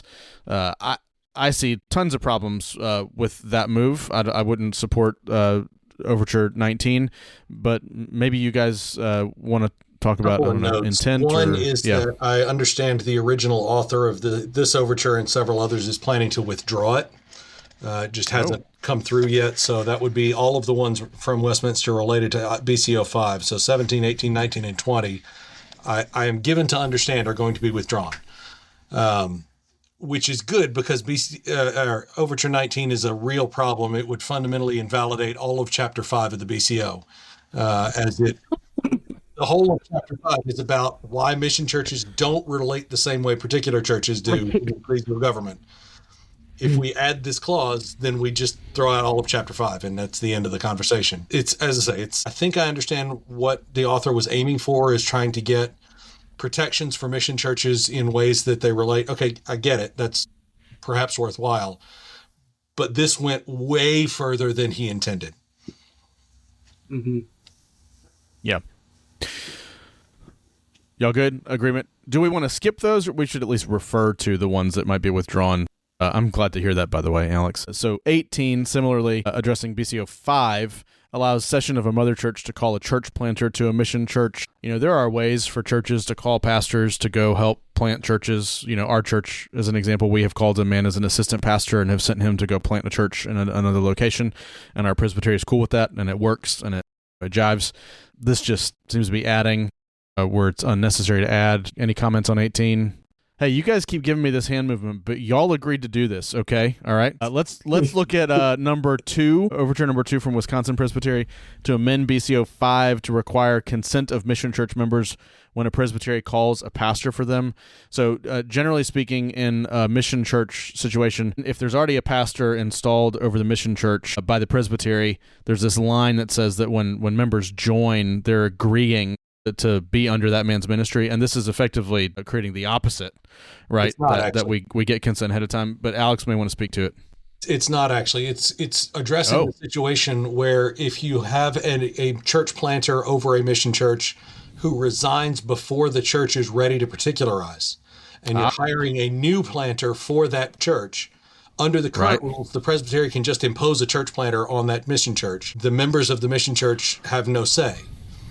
But if there are more than a handful of members, you'd like for them to have a say. And so this is adding a context in which those members of a mission church that isn't yet ready to particularize we would be required to check with them and make sure that they're on board with the guy that the presbytery is selecting. CCB noted that it's in a very small way is in conflict with the current thing. The amendment then would be the second page, the first line there to say in accord with the principles of BCO 25 instead of just in accord with BCO 25, since 25 applies to particular churches only. Would this apply to a situation maybe where you didn't have a planter yet, but you had a borrowed session that had received some members already? Would it apply in that situation as well? Existing members that were getting a planter in any capacity? It would not. Okay. I wasn't on the team writing this one. I came to it late, so I'm just trying to understand it. So I'm not certain, but I think it would apply in that situation. Okay, yeah. Basically, if we have members, they get the right to vote on who's going to be elected as their planter pastor. Yeah. Yeah. And if, in theory, they could complain if they are members. Right. They can complain against the action of their temporary government for hiring that man against their will. I'm just trying to think through the other avenues. Their will. Yeah. This is effectively aiming at some of the intention in Overture 19, just with a more specificity of a particular situation. Yeah. 17 maybe rescinded. We don't know. But from Westminster again, to require notice and property protection procedures when dissolving a mission church. This one, sorry, I'm trying to get in my notes here. Yeah, this one, again, I appreciate the desire to protect the mission church against the encroachment of the presbytery. Because mission church covers a huge range of, what particular situations might be. You could have one family has been received, it's the pastor's family, the planter's family, and that's it. Those are the only members that have been received. Or you could have a church that's almost particularized but not quite ready yet. And those are very different situations. And this would create the possibility of the presbytery deciding to close a mission church that only has a couple of families, and then everything the presbytery had put in a budget for that church now belongs to those families, for them to decide how those resources would get distributed. I don't think that was the intention of the overture, but again, I think it needs a lot of work. Number 82. Who wrote 82? I don't have that in my notes for some reason. I think that was Rocky Mountain. Presbyteries can't assume original jurisdiction or appoint temporary sessions without congregational consent. Did I read that right? Is that the description? Yeah. This is, in my opinion, the most problematic overture before us.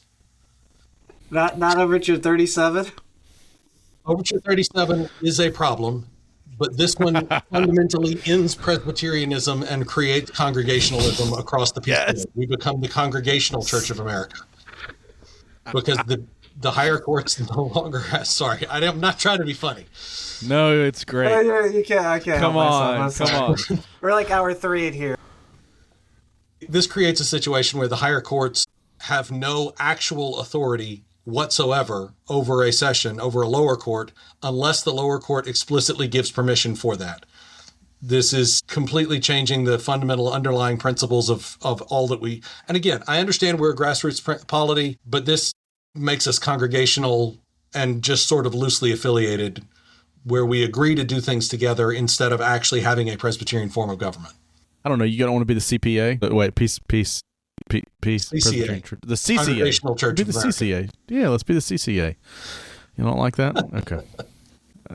Adds a section to BCO 5 called assisted churches. So now we're moving into sort of the more specifically declining churches.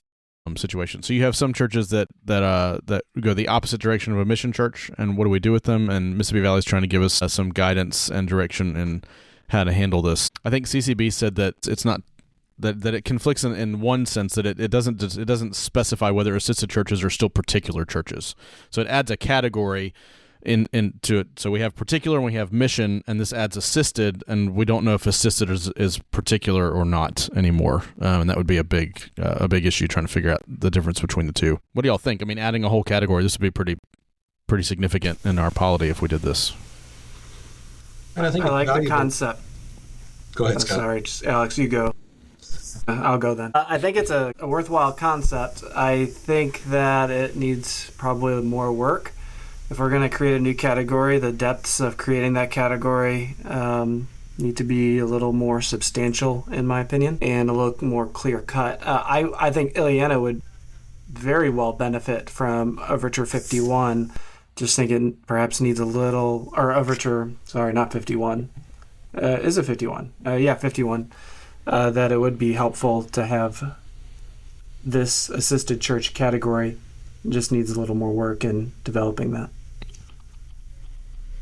Yeah, I agree. I think we're about to talk about Overture 20. I think 20 is the better version at heart. They both still need work, but having the category because this is a thing that presbyteries do already. If a church is struggling and is unable to secure its own elders or elders for itself, the presbytery will step in, but there's not really a way to do that as things currently stand. And either of these would regulate how do we make that a regular circumstance, a regulated circumstance, rather than just kind of the Wild West. We're going to figure it out as we go. And so in that sense, the idea is good, but either of these overtures with a good idea still needs more work to get it in good condition where it's going to be more helpful than not. Yeah, and putting these in Chapter 5 under mission churches, churches that need help aren't necessarily in that category. There's a little bit of a debate over the status of churches with one elder or that lose their one elder. So, there's some work that needs to be done, and I don't know that the Overtures Committee is going to want to take that time. So I think it's likely to be referred back, but not because it's not a good idea, but because it's a good idea that needs some work. 100% agree. Yeah. And we can kind of jump into 20 from that point too. 20, Alex referred to it, right? It's from Westminster, adds a section on churches without a governing body. So instead of adding a whole category, just kind of describes the situation that we're talking about. Again, I'm in agreement with all you guys. I like the intentions behind these. The only thought I had on 20 was that we really should have some clause about reviewing the relationship that's established here every year, kind of like we do with certain teaching elder relationships. We ought to circle back just to ensure that this doesn't perpetuate for a long time. Small churches can get stuck, and we don't want to just have them sit and twiddle their thumbs. So, but yeah, I agree. Send it back. I think 51's the better proposal overall. Needs less refinement. I like the idea of assisted churches and having a temporary government that includes one from that congregation. We need that constitutionalized. I think that's an important concept to constitutionalize, but so I think 51's the better developed proposal. That one still needs a little more work as well.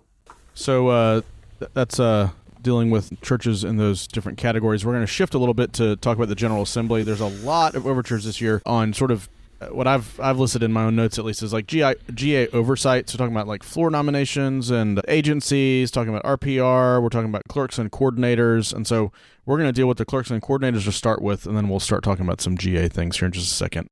There were a number of overtures, 5 here, that deal with terms on the stated clerk of the GA and the coordinators of our permanent committees. And so let's do 77. I tried to just put the one on top I thought might be one of the better ones. You guys may think one of the others is better. I don't know. We've got 4 from presbyteries and 1 from an individual teaching elder that all kind of relate to the same thing. So let's hit 77, and we'll see how the others stack up as we go. This would amend RAO 4 so that the coordinators and the stated clerk are elected to 4-year terms. I think the general consensus that I've seen online, and I think CCB, they may or may not have related this, but that that this would cause an issue with like we need to stagger the election so that it's not just every 4 years everybody's getting renewed. But yeah, I mean, y'all jump in here. This is a concept I hadn't really thought about until this year when I saw some of these. I love the idea. Yeah. I think having the consistency over several years rather than having to reelect every year, I think is a good choice. Personally, I think 43 with a slight amendment is the better choice than 77. But again, that's minor differences there.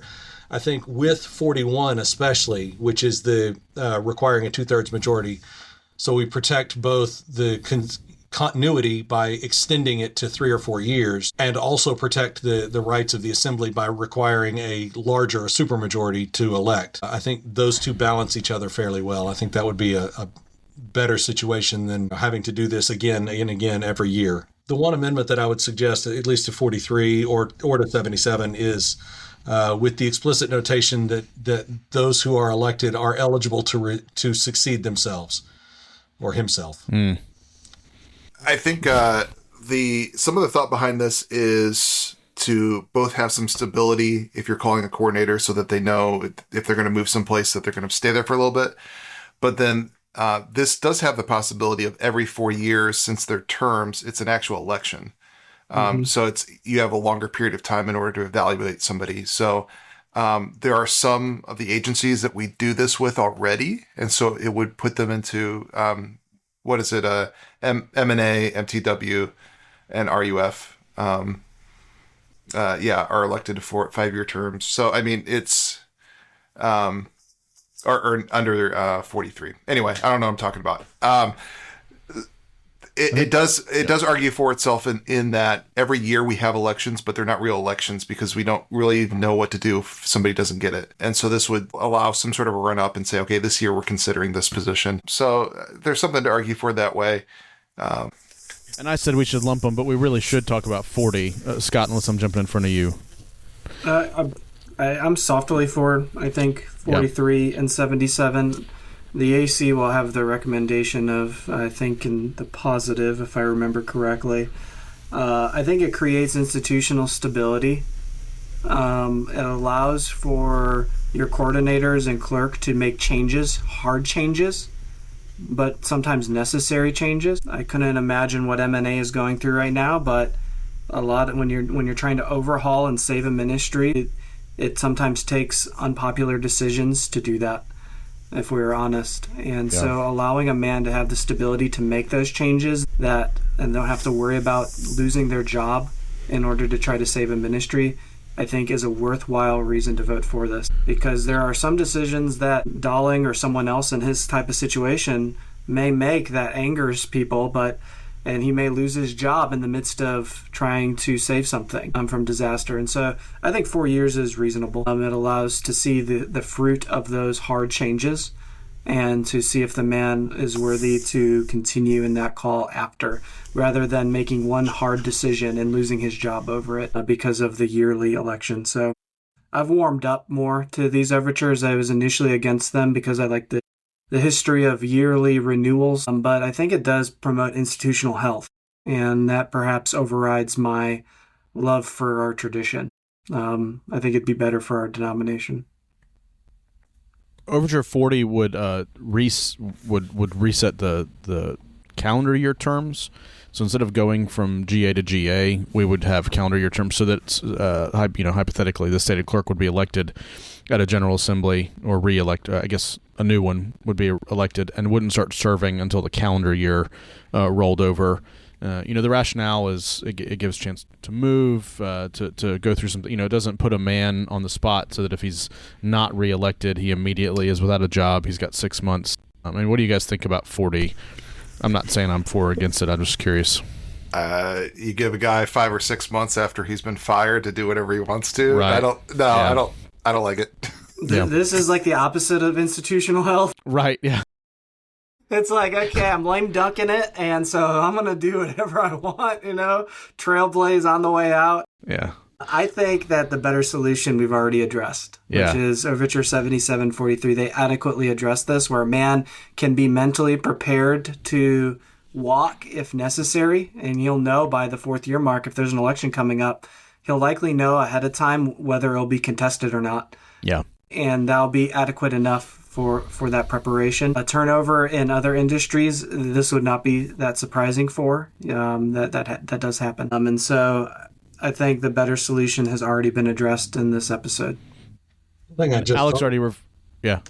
most of our presbytery clerks serve 3 or 4 year terms. Our national stated clerk, who's running the organization, and that's his full-time job, it serves a 1 year term. It seems like that's not organized as it needs to be. Yeah, that's good. Alex already referred to things coming from 73 and 41, right? A supermajority for these elections. So 73, I think, is more of a problem rather significantly than 41. And 41 just adds the 2/3 majority. 73 says the assumption is you're leaving office at the end of the 3rd year, unless you get an overwhelming majority to stay. Right. Yeah. And I think that's substantively different. That creates an assumption of change rather than assumption of continuity. Yeah. Good. I'll just say I think that 2/3 or the higher majority is problematic in and of itself. If you have somebody that can get a majority but can't get 2/3 versus somebody else that is in the same spot, it's chaos. You just have nobody to lead. I think there's unintended consequences to the 2/3 level. I think majority is fine. And I think if you have a substantial minority and you get 60%, there's shots fired, and you know that you either need to turn the ship around or you're looking for a new job. I don't think it necessarily solves anything. I don't necessarily disagree. I'm just a little concerned if we make it a 4 year term, and then you've got that guy who gets, call it 60%. All right, so shots are fired, and you know he needs to look for a new job 4 years from now. Unless there's a procedure put in place to recall him from office, whatever. I mean, it's, as I say, I think that balancing those two things seems like that's probably a way to, and I'm amenable to your concerns that what happens if we have two guys, neither of whom can get 66%, 67%, but. Yeah, I think that's probably the hardest part of this overture, or either of them, is that what if it's a contested election and neither candidate can get 2/3? We see this in our government, right? When we do House elections, where a man cannot get a majority of his caucus to vote for him. And what happens? The government essentially shuts down until the Speaker of the House is chosen for weeks, months. We saw that within recent history. And that's just a simple majority. That's the caucus not being able to agree because they have such a slim majority on a man. And so we would potentially run into that exact same scenario, except a higher threshold of 66%. And so now you have two men that can't get 2/3. Or what happens if there's only one guy and he can't get 2/3, and now you have no clerk? So you do floor nominations, you just keep going. I don't think we have the time in order to adequately do this without vacating the stated clerk's position and having the AC, I guess, provisional clerk. I think that would become much more popular and normative in the PCA. And so I think there are concerns, but I think the reality is, if we are blunt and honest, the way that a man often loses his job is that he loses the room. He loses not only the General Assembly, but he loses the very permanent committee that he serves. That's typically how a man loses his position in the PCA, and I think that's probably not going to change, no matter what provision we put forward. This would just make it, I think, less. What if it was a 4/6 majority? Would that change your opinion? A 4/6? No, I don't even know how to do the math on 4/6. I find myself with my mind changed a bit. I think I'm with you that 2/3 is not appropriate. Let's I'm just kidding. Touchdown. Hey, my mind's been changed a couple times as we've been sitting here so far. That's why we exist. Yeah, that's why we're here. Lots of GA stuff. I think, let's look at 47 and 45 together. They're basically the same overture. We're going to deal with 45 because that comes from my Presbytery, and I'm preferential, even though I disagree with this overture. So 45 and 47 together. 45 comes from Covenant Presbytery, requiring that floor nominations for committees and agencies have to come from previously submitted Presbytery nominees. So you have to be... if you want to be a floor nomination, you have to have gotten a no from the nominations committee in order to be a floor nomination, is effectively what they're requiring. Jared, you've got a lot of involvement with NomCom. Do you want to speak to this to start? Yeah, I think this comes from a frustration that there were a lot of floor nominees, but what this would do, I think this is extremely problematic in that it basically limits that you can only do floor nominees of people that have already been considered by the nominating committee and they said no to. And they had a reason to say no to it, but you can't debate what that reason was now on the floor. And it doesn't take into account the fact that you may have an open slot, nobody was nominated for something, or one person was nominated and they're really not qualified for it, or there is a guy who their clerk didn't get their information into the nominating committee on time, or he didn't get his information in because he got the email address wrong. Those last two things are things that actually happened when I was chairing it. People asked me, how did my nomination go? And I said, we didn't consider you because one of those things happened. Or somebody that wants to go for a position that he was nominated for one thing, didn't get it, and is okay with that. They like the person that was nominated there, but thinks in this other area because it's an open slot or because it's something that there's only one nominee, I'll go for that instead. This would disenfranchise so many things. It would almost make the nominating committee into a commission. And we would be, my humble opinion is we'd be fixing this for the next 3 assemblies after this if we did this. Fun case study. Say Fred Greco and Howie Donahoe are both members of Pacific Northwest Presbytery.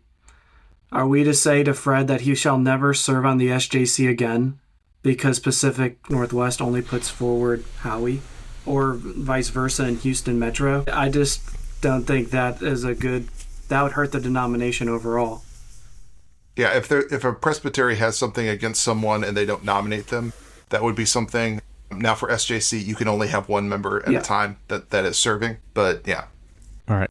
9 and 8. These also have to do with floor nominations. Let's handle 9 first from Hills and Plains. So this would amend that same paragraph to require that floor nominators explain how their nomination contributes to proportionate representation on the particular agency or committee to which someone is being nominated. This just seems cumbersome. I mean, and difficult to adhere to in the long run. I mean, there's so much subjectivity going on. I'm not opposed to the intention, right, that we're trying to balance things across the denomination. Like, I think that's good, right? SJC's got a rule, right? You can't have people from the same presbytery. Not opposed to those principles. This just gets a little heavy and difficult to be clear, we have a rule across the assembly of desiring a proportional representation from as many presbyteries as we can. Right. And that is good. We should do that more. The original version of this overture highlighted particular members of particular committees where there are multiple men from the same presbytery and even from the same church serving on a particular committee. And that's an issue. That we've got enough men in this denomination. We should be able to have broader representation than that. That said, I'm not sure that it's clear that adding this reporting requirement would do anything substantively to increase that proportional representation. Maybe it would, but it's not clear at all that it would, and I'm not in favor of adding things to the book when it's not fairly clear that it's going to help. This is something that nominating committee is told to look for, is a diversity of presbyteries. In fact, people even argue for this if there's 2 people from Florida versus somebody from a presbytery that's underrepresented. We do have this information. You can look at who's in the permanent committee, see who's nominated, and say, oh, there's already somebody from there on there. It'd just be pointing that out, which you should probably look for that thing, but I don't know if we need to be told that you have to look for that thing and it being double highlighted for you or something.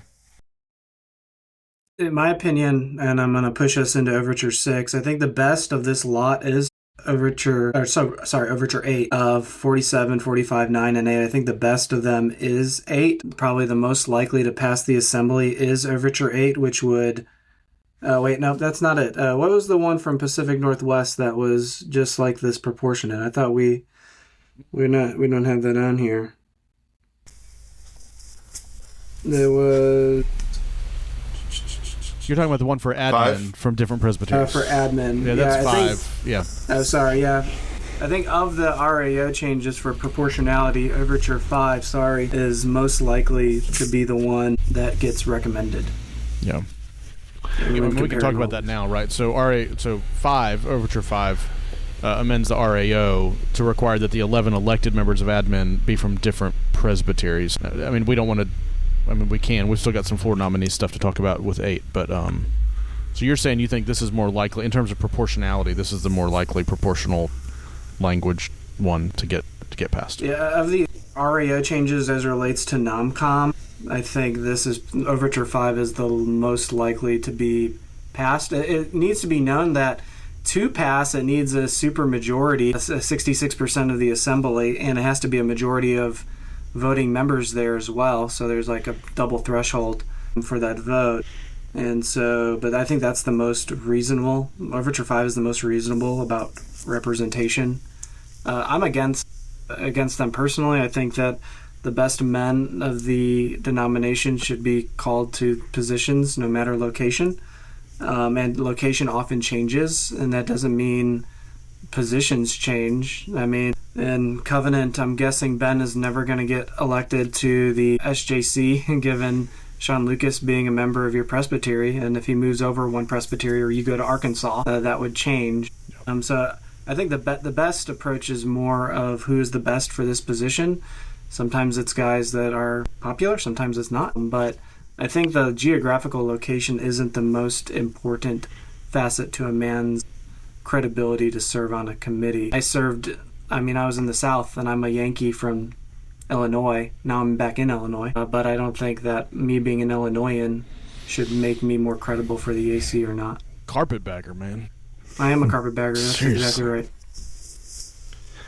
By the same token, isn't it valuable to hear from, you say, let's get the best men. Okay, fine, let's get the best men, but why are we assuming that all the best men are going to come from Alabama, Mississippi, South Carolina, where there are sufficient presbyters in each presbytery to put a lot of names forward or a lot of possibilities forward, whereas, something out west that is going to get voted down if there's a contested election because it's the West, or somebody from the Northeast who's going to get voted down because they're not from the South. I don't think I vote in that way, personally. I don't vote on the presbytery name. I vote on the man who's before us. Right, but a lot of and again, maybe I'm oversensitive to this because I was out west for so long. The men who aren't from Southern presbyteries don't have the same network that the men from the South do, which means they don't have the same personal relationships that you have, which means, if I'm voting for a guy who I know versus a guy who I don't know, chances are good, the guys who are known by the largest number of people are the guys from the South. But I think that's true no matter what, right? Like, that's true for guys that would come from a Northern presbytery. I think it's more, the issue is more of name recognition and credibility on that name recognition than the location. Sure. I think if you have like Tim Keller coming from Metro New York, it doesn't matter that Metro New York's next to his name. He's Tim Keller. Sure. Well, I do think on Overture 5, it's the one that I'm least opposed to because it mirrors basically what's happening with the SJC. The SJC says you can't have more than one person from a presbytery. It says this for the AC. And AC is important in terms of directing what's happening in our denomination. I would say this is in response to the fact of the election of somebody last year. I don't really like reactionary overtures, so I have a little bit of a pushback from that. So it may be a good idea, but I don't like the reactionary nature of it. I wasn't aware that it was reacting to something. Yeah, it makes me like it less. Well, it's reacting. We have 2 people from one presbytery that are on AC, and so you can go look that up.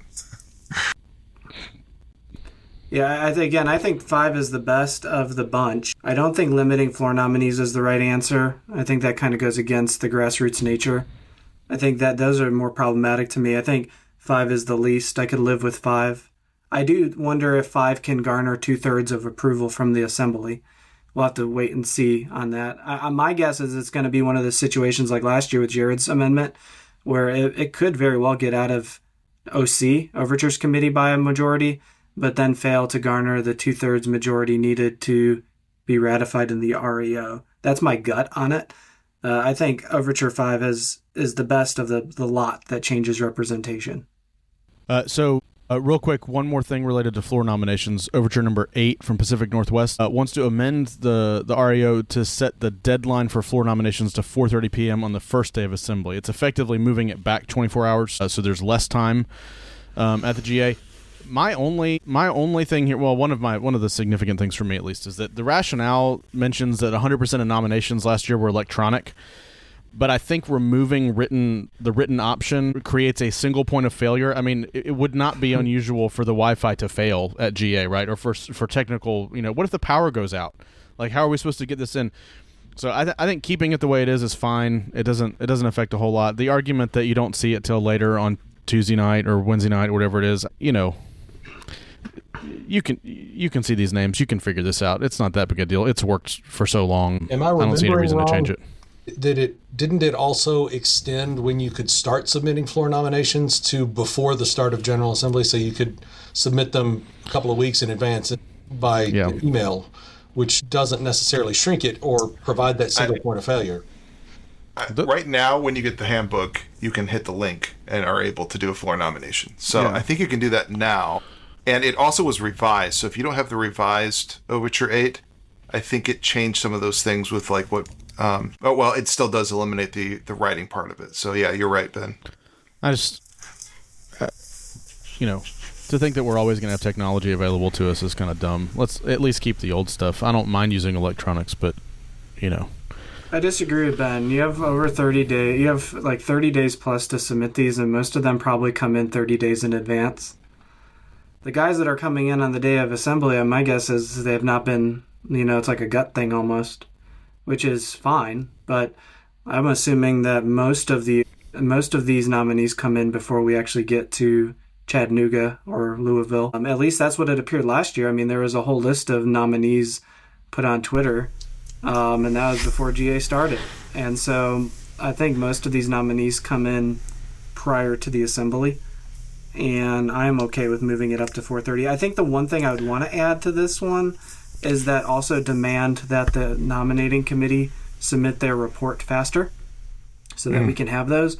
It is kind of, I try to help my ruling elders, accessing documents. It takes work I do this every year. My ruling elders don't do this every year, and accessing documents is also often a difficult thing. And so having to say, hey, this report came out 10 minutes before you vote or last night when you were sleeping, it would be nice to have that report a little faster. And so I would encourage getting that deadline at 4:30 and having the nominating committee meet shortly after and getting that report out by the time the assembly convenes on Tuesday night. I think that would be ideal. And then we have a little more time to consider that issue. I could be persuaded if that were made a part of it. Let's look at 6 and 63, loosely connected, not exactly the same thing. So 6 from Pacific Northwest dealing with omnibus, so requires a 10% minority to remove an item from an omnibus motion. So currently it only takes one individual to remove an item from an omnibus motion. This would increase it to 10% of men in the room voting. And so I think that there were numbers tossed around. It would be 150 or so, depending on who may be there. There's actually an updated version. Could be upwards of that. The original one was 10%. I think the current version is 150.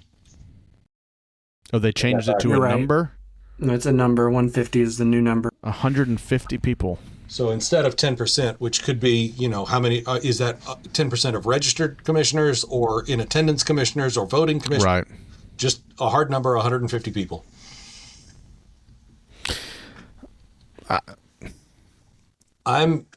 Thoughts? In general, I am amenable to raising the bar a little bit from one person to something higher than that. I'm not sure 150 is the right number to put on there, but I'll push back. I'll just say the argument against this is requiring 150 people before we've had a debate on it. If you have one person that wants to take it out and they really have something that is going to be convincing, I want to give the opportunity to that one guy to do it. I remember once where one guy tried to take a bunch out and then the assembly started booing him and he's like, oh, wait a minute, I just meant this one. And it's like, so there's a way for us to tell somebody like, don't take too many out. I also, there's a if way, I'm not but mistaken, that's not an appropriate way. isn't it? It's the moderator's discretion how to group items in an omnibus, right? I think this gives a little too much power to the moderator. He can group things in a certain way, and it requires too much of a threshold to pull something out. And so, things you get through that maybe deserve debate. I don't like it. Yeah, I think the better solution is the RPR overture. I don't think this is an issue so much for the Overtures Committee report. Those at most take 15 minutes, and if it were only confined to the Overtures Committee report, I would be really, really, really against this because it'd be one of those let's spend an hour to save 15 minutes kind of thing. Where this would save time is RPR. That's objectively where it would save time. I'm not worried about the Overtures Committee. It's RPR taking multi-hours because of removing from the omnibus. I think it would be better to reform RPR and how it makes recommendations, which I believe there is an amendment to that. There's in a our few. book. No, there's a few. I think the one that for initial issues that it gets referred back to the church or the presbytery and gets to haggle it out a little more rather than coming to the floor of the assembly. I think that is perhaps a better solution than this, because you're going to have to make an account, right? Like, how do we determine 150 commissioners are voting on this? We got to go to our clickers. Now we're doing a clicker vote. It makes no sense if it's just overtures. It makes sense for RPR to do that. And so I think the better solution then is to reform how we deal with RPR, because that is really where this would be effective for more than any other report, even the Overtures Committee report. Because oftentimes you get 15 minutes to take something out and not even 5 minutes are handling the actual issue. This is for RPR, and I'd rather reform RPR than to silence the minority. That's kind of how I'm thinking of it. Yeah. All right, let's look at number 63 from South Texas Presbytery, which would not agree with number 6 if it passed, so we'd have to reconcile these, I guess. But number 63 would say that if a commissioner pulls something from an omnibus, he gets preferential treatment regarding debate, so he would get a chance to speak first to it. This seems pretty common to me. I think this is the way, in our presbytery, if a guy pulls something or whatever, they usually get a chance to speak to it. Is it wrong for me to say this is the way it's supposed to work? It just is hard in a big assembly? You guys tell me. I think you're right. This is good practice. I think if you have a good moderator, they just do this automatically. So go ahead, Alex. No, I was just going to say, I think you're right. I'm not sure I agree with you about the disagreement between this one, 63 and 6. I think in under 6, you would have one person who said, I'd like to pull this out. Then we have a vote. Sure. Well, the one person who said, I want to pull this out, he's the one who gets preference. Cool. Yeah, I see that. Not that I'm mostly ambivalent to 6, but I think 63 is a good move. And as you say, what we should be doing anyway, just codifying it. Yeah. No, yeah, I think you're right. I think they do agree if they're both passed, that would work. Yeah, this is a good overture. It is. They did it. They got their 2 for 2. Unfriend of the show, Josh Torrey. Yeah, thanks, brother. I don't know if he's the author or not, but these are good. He's the only guy in South Texas that I can think of. So anyway, poor guy. Let's talk about some of these. There's several overtures that deal with agencies and permanent committees and just relationships with them. So I don't think I have these in any particular order. 68 from Catawba Valley, Men's BCO 14 to make administrative committee members appointed by agencies non-voting. Scott, can you explain the makeup of the AC so that we can understand what this is getting at? Yeah, the AC is made up of 20 members. 11 of them are directly chosen by the assembly. The other 9, so the minority group, and within that 20 is a representative from the other permanent committees and agencies that are elected from those committees or agencies to serve a 1-year term typically for the AC. And so every year after the assembly or so, the permanent committees and agencies will elect a new man to serve. sometimes the man is unable to serve and they'll elect like an alternate to serve on the AC. But they then join the AC, the makeup of the AC, and represent their respective organization before the AC. This typically is because there are budgets and things of that nature that the AC ultimately approves. I don't know if it's absolutely necessary that the AC approve every budget for all the agencies and committees. I think there's been some debate on that last year on a similar provision, but how it's currently made up, that is the case. And so we have 20 members, 11 directly chosen by the assembly itself, and then 9 chosen from the smaller groups from within the other permanent committees and agencies. And so the argument's going to be what? That the 9 agency appointed members were not directly elected to this committee by the assembly, and so they should not have a vote. I'm not necessarily saying whether I agree or not. I don't know if I know what I think here. But that's effectively what they're arguing. You guys want to chime in at all on any of this? Yeah, we rejected a thing like this last year, I believe. I don't know if there's appetite to re-litigate it. There's something in me that says I kind of like the division of power, that there's some elected, some not. I mean, I guess right now you could have 11 members of the AC elected from Ascension and just say you're always having GA in Erie, Pennsylvania, and you guys couldn't do anything about it if we so chose to do. I don't know that there's a big problem that this is fixing. Yep. As a member of the administrative committee, I offer no comment on this and defer to the committee's statement or action, which is no recommendation. They are leaving it up to the Overtures committee to take it up with. And so I leave it to the Overtures committee like the AC. And so, insert whatever these guys say. It does not represent the AC or myself or my views. I defer to the... You have no committee. opinion and you defer to the non-opinion of your committee. Is that what you just said? That is... Okay, all right. That is right. I am a blank face. Alex, what do you think? I do not bring shame. I want to note that CCB finds that there's a problem with this because they, while making them non-voting, didn't adjust or address quorum at all. And so the quorum would be including non-voting members, and it's just not well thought through in terms of specifics there. Now, I think that's probably, if the assembly wants to do this, it's a relatively easy thing to repair, but it does need to be repaired. Mm-hmm. I'm kind of agnostic. I can see an argument for it. I don't think it's an urgent need, which makes me want to say let's vote against it, because if it's not an urgent need, why are we putting it in the book? Again, I'm fairly agnostic. Yeah. Yeah, all right. So that's 68. We can look at 11 next, amending the RAO. Again, there's a lot of RAO amendments this year. Good night.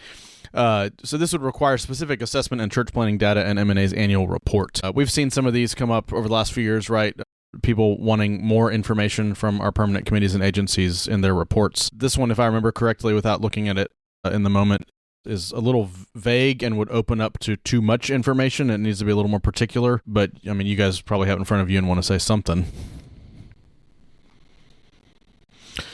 If M&A wants this, I'm for it. If M&A doesn't want this, I'm against it. We're in the midst of a restructuring effort in M&A, and I would rather give them liberty in this moment. If they weren't in the midst of restructuring, I'd perhaps have a different opinion on the subject matter. But it's the same thing with the directory stuff. Like, why are we going to amend the directory in the midst of potentially having a new directory? Why are we going to require something of M&A at this moment when they're in the midst of restructuring? I think this would be a better thing. If they want it, then yeah, I'm for it. But otherwise, I don't think we force this upon them. They're in the midst of doing a lot. I mean, on the day we're recording this, they just released a statement in preparation for the assembly of that work. I'd rather give them time and do work rather than force an assessment upon them that they're currently working through. Number 32 from Westminster. Again, are we skipping these now, or we said we're going to keep going? Oh, okay, let's keep going. Amend RAO 14 to require committees and agencies to submit manuals and standing rules for review. This might be the one that I was thinking of, by the way, when I just said something about it being ambiguous. M&A's stuff on 11 was particular. This is the one that I think is a little bit more ambiguous, and I'm actually going to go to it. So you guys tell me what you want to talk about here. Yeah, it's not clear either the quantity of material this would represent. It's not clear the technical knowledge that would be needed to understand the material this would represent. Are you saying we're not smart enough to pass this overture? It wouldn't do us any good. I'm saying there are a lot of specifics in the process of, manuals and whatnot that maybe we're not all trained to understand what they're asking for. Give us the standing rules or manuals. You can't handle the standing rules or manuals. Okay. All right. I think there's something here that's good. It may need refining. I don't know if the Overtures Committee has time to do it. So I think there's a lot of people who would like to see this as a part of the regular review. We kind of have to do that with our PR, with our presbyteries. But again, Alex has raised good points that I think need to be addressed. What is even the standing, the manuals and standing rules? What does that refer to? Every single subcommittee? Maybe every memo. Every memo, every email. And even more than that, isn't this why we have permanent committees, to review the agency's work on these things? Why are we also replicating that effort in the committees of commissioners who have like 15 minutes to look at it? We're going to look at a few now that deal with, they keep dealing with these permanent committees and agencies. I just want to comment. I'm looking at a handful we're about to look at, 79, 78, 83, 88. Just for future reference and help maybe to the General Assembly, if you're about to submit an overture and you see that it's going to be like number 80 or more, maybe just don't submit it that year. Wait till next year. We're going to submit the 78th overture to the GA. Yeah, just don't. All right, just pause, take a beat. Never mind. Number 79 authorizes, and 78 both actually are basically the same thing. There's only one small difference. I think 79 is from Calvary. Authorizes GA committees and commissions to meet electronically. Theirs in particular is for called meetings. So there's actually two differences between these two overtures. There's two differences? Yeah. So 79 requires only for called meetings, or allows only for called meetings, and includes NOMCOM required to meet in person always. 78 does not include does not require called meetings, and doesn't include NOMCOM as required to meet in person. I think a combination of those would be the better option, to say any meeting, called or not, and NOMCOM is required to meet in person, is kind of the way I see it, the best blend of those two things. Can you all speak to why NOMCOM would be? Tell me why I'm wrong. Yeah. I'll just say that NOMCOM once didn't meet in person. 2020. Why would we say that NOMCOM should meet in person and make that the requirement? What would be the benefit there? I think trying to have an electronic meeting of a committee that size would be challenging at best. Okay, sure. Yes, a lot. I'm given to understand, again, Jared, correct me if I'm wrong, that a lot of the discussions are in small groups and then work towards a larger group, and a lot of the work is done electronically in advance, but then you have the debate in person on the floor there. That seems like a thing that needs to happen face-to-face, where men can actually communicate. It would be hard to do. And the only reason we could do it was Fred Greco was chairing it that year. Otherwise, it would not have worked. Who's Fred Greco? Nobody? Okay, cool. I agree with Alex. I think electronic meetings they're happening whether you know it or not. At the AC, when we have called meetings, and those called meetings are electronic. And that's how our agencies and commissions have functioned. I mean, think of like the SJC panels. I'm assuming that Ben Ratliff didn't fly out somewhere. I'm assuming that he had an SJC decision that was via Zoom. And so I think we're already doing this. What is the best way to do it? I think what we want to safeguard is that the AC or the state clerk's office says, well, your committee's too expensive to meet in person. And so we're going to force our PR to do that electronically, or NOMCOM to do it electronically. We want to avoid that at all costs. But we do want to allow committees to meet electronically for, I think, at least their called meetings, for special meetings, additional meetings of importance, but maybe not so important that we spend more money to fly out to Atlanta because we need to address this in 7 days. Important, and so I think we need to have this. How we have this, I think we have to have some sort of blending. I think Alex is right on that.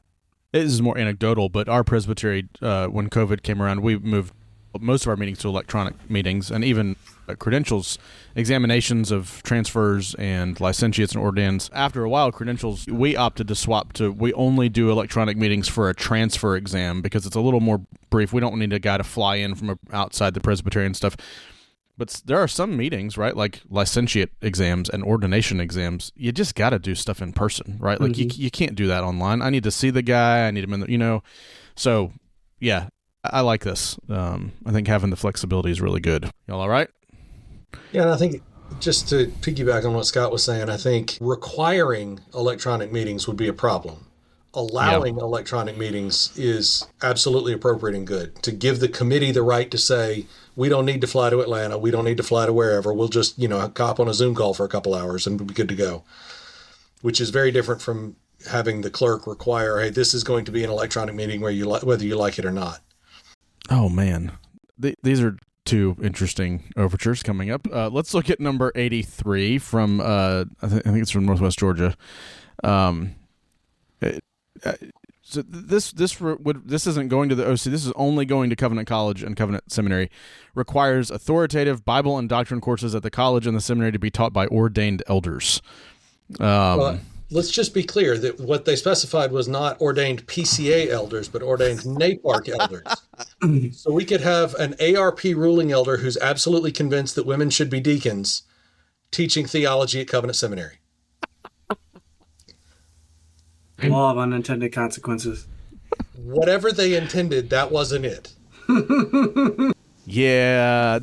Well, and this covers both the Covenant College and Covenant Seminary. Maybe you have a better case for Covenant Seminary, but I've heard stories of people who were convinced of complementarianism by having Elizabeth Elliot as their prophet. I think Gordon, she taught there for a little bit. Yeah. Pastor So Keller was one of them. Yeah. So I don't know. I think this is too broad and unintended consequences. Swing and a miss.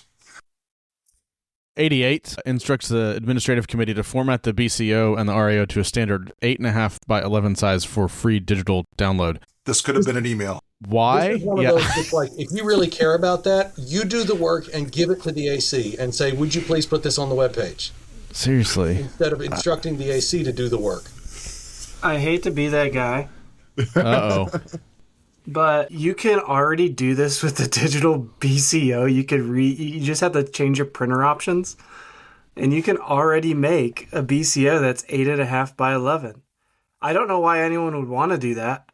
I mean, if you're already doing that, you already own it digitally, and that's much more accessible. I think the answer to this overture, if anything, should be like stop printing the BCO, just have digital options. Can we answer this with what's a printer? Can that be the question? The way we answer this? What are you I think talking Scott about? the answer to this needs to be a step-by-step instruction from Scott of how to print this on your own. How do go file, print, and then enter. Make sure there's only one copy. Oh, man. You can do this. It's so easy. 8.5 by 11. I mean, all you do is stretch the stinking page. It's not hard at all. All right. 26 from Westminster Presbytery wants to amend BCO 26 to only count presbyteries that actually submit a vote on constitutional changes. So this is currently the way it works, like in a congregational vote, as an example, is that if you abstain from voting, you're not counted in the total. And so it's you count yeses and nos, not abstentions. This would effectively take that change to presbytery votes on constitutional changes in the interim years. I'm with Alex. I got the thumbs down, right? Like, not to be pedantic about this, but when we vote on constitutional changes as presbyteries, we're not presbyteries voting. We are presbyteries giving our concurrence, and the assembly is required to receive the concurrence of 2/3 of the presbyteries, which is not the same thing as getting a 2/3 vote. Not well thought out. And CCB noted that if only one presbytery answered, that one presbytery would make the decision. That's so good. I love that. And as unlikely as that may be, it's a problem. Yeah, this unintended consequences may actually have presbyteries say, like, does it matter if we vote? No, we just won't be counted in the total. So you may have fewer presbyteries actually respond to BCO amendments in the future. I do think at this point it's worth saying, because I was walking through some of these with my wife the other day. She likes to know what's going on. And she said, well, do presbyteries really not send their votes in?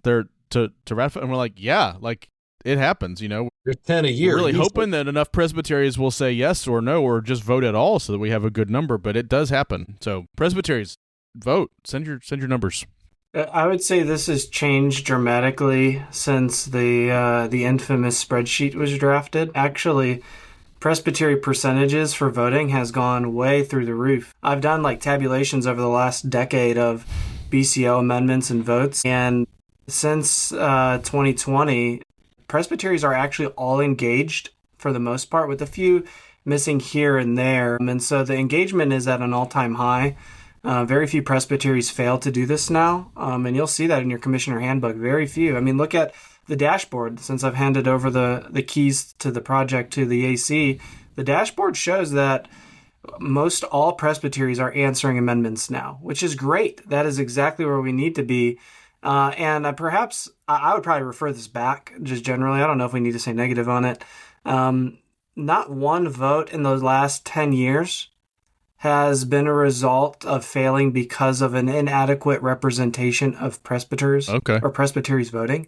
And so if we would have applied this metric, this new provision over the last 10 years, it would have made zero difference for my estimations. Not a single provision would be different because of this provision. And so in my mind, it's unnecessary. I'm not sure I agree with you that nothing would change, because there were some years that, especially in 2018, 2019, that range, there were several things that were very close votes, but not all the presbyteries voted. Maybe I'm remembering wrong, but I seem to remember things getting like 61% of the presbyteries, but more than 61% of those, or more than 66% of those who voted. That there were several presbyteries who just didn't vote and got counted as no's for that reason. I believe that every provision has had at least 29 no's that has failed. Okay, well, maybe I'm wrong. I could relitigate that, I guess. I got to find my spreadsheet, annuls of my random spreadsheet. I mean, what else are you going to do on your day off this week, Scott, if you don't do that? So No, I'm not going to do it. I'll put a pin in it. I'll open it to I may be wrong, and I would love to have the data. Someone tweet at me the correction of that one that didn't have 29 no's.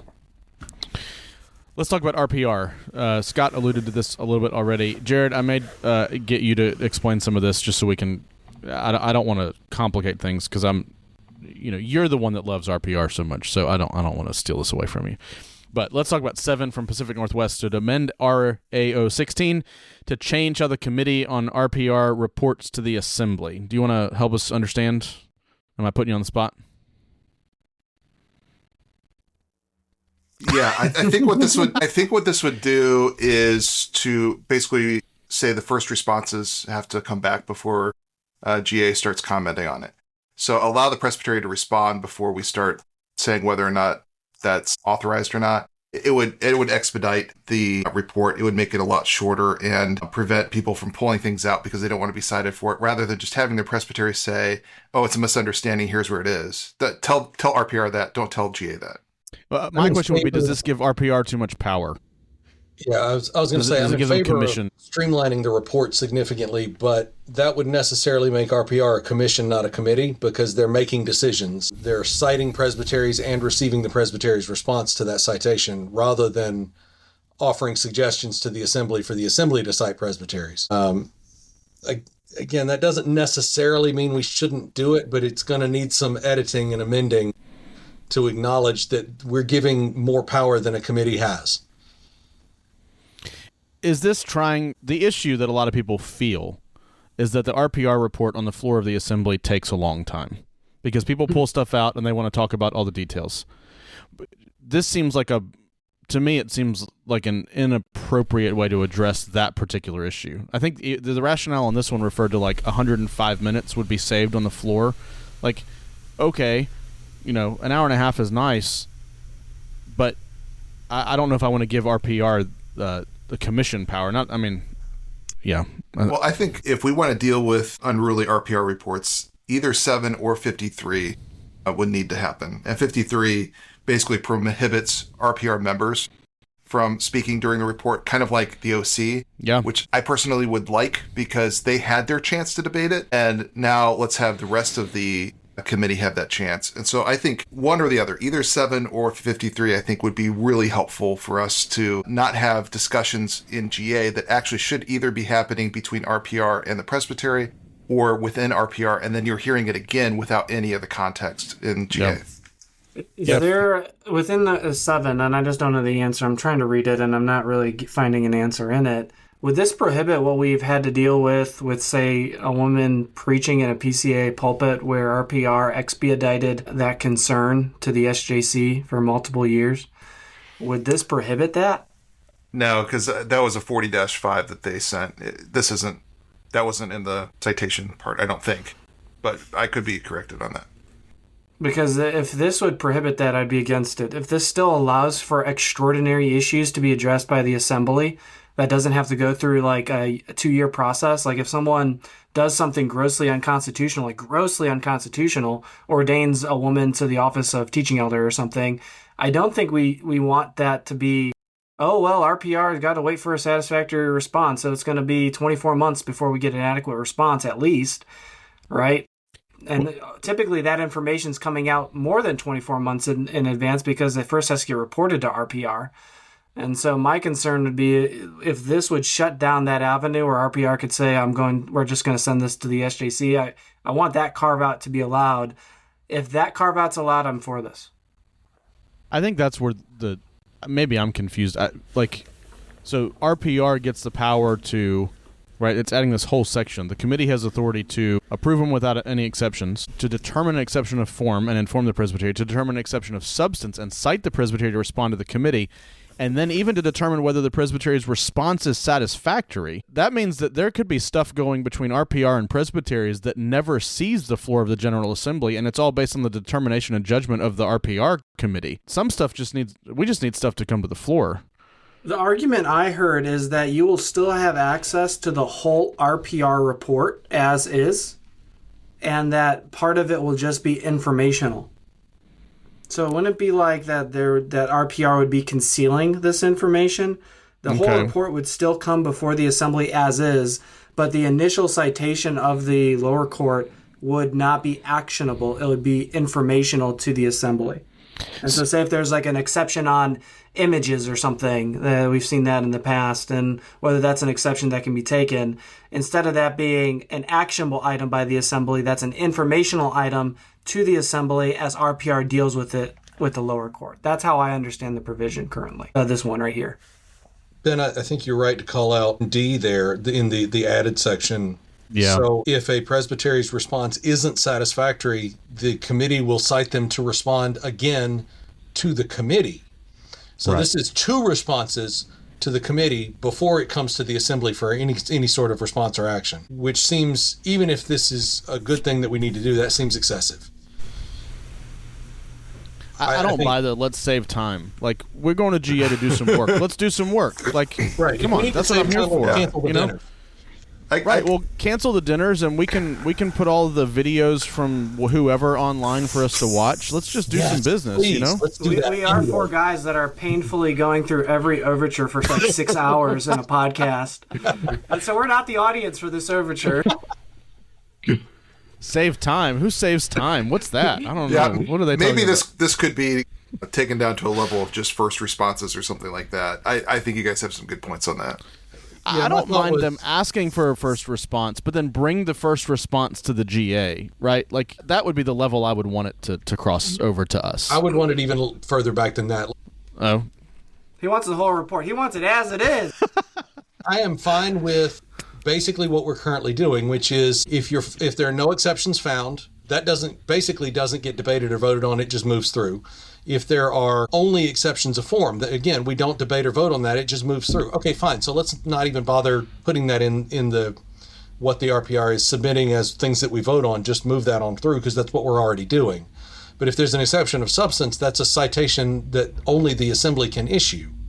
And I'm not comfortable handing that off to the committee without any interaction on that action. You've convinced me, Alex. I've convinced you on something. You've convinced me. I will vote against this. Jared, stop trying to steal power for RPR, man. Just calm down, okay? I agree. I would like it to be shorter. I just don't know if this is the solution. Well, I think 53 might be the way to make it a little shorter. Yeah, I agree with when we get there. Yeah, I mean, we don't need to. Let's talk about 53 right now. So 53 would just do what Jared already described. It would, similarly to OC, mean that RPR members can't debate RPR on the floor of the General Assembly. Fantastic. Why is this not already something we do? That would be my. I mean, Amen. Yeah. Okay. Let's talk about 33 from Westminster again. Wait. One more thing on my 53, bad, though. Oh, yeah, come on. I think that would actually encourage members that if they really do want to debate something in front of the GA to file a minority report. Yeah. We used to have minority reports for RPR in the past, and people started skipping them just to debate them on the floor. I think if it's a real issue, it needs to come through a minority report, and then we'd return to that as the format, which we would be voting with much more information rather than some guy brought something up that we don't know how to reference and we weren't expecting to have come up. Yeah, I think that is the solution, because that turns the RPR report into an Overtures report. And we all know how Overtures is ran. I mean, it'll be basically ran how our Overtures committee will be ran this year in some regards with all of its 88 proposals. You'll have 88 proposals from RPR, I guess. And I think that's the better way, because then you can move a vast majority of everything in omnibus, and then you have 3 or 4 minority reports that you actually consider, even if that, it probably won't even be that. And so, yeah, I think we do that. I'm convinced. I just flip-flopped. In my own notes, I had the last one in the affirmative. Now that's negative, and I had this one in the negative, and I think we should put it in the affirmative. I think that's the better approach. Because what happens really at GA's, on the floor of GA, is RPR reps arguing their failed arguments in the committee on the floor of the assembly. They hold us hostage. That's literally what happened last year. You hold us hostage because your arguments didn't work in the committee. And so now you're hoping that you can appeal to a larger group. The better way to do that is through a minority report. It didn't work for anybody else, but surely it'll work for us. Let's give it a try. Jared, help me understand 33. So it regards minority reports from RPR. My reading says that it means that you have to have voted in the minority in order to file a minority report. What is that not already true?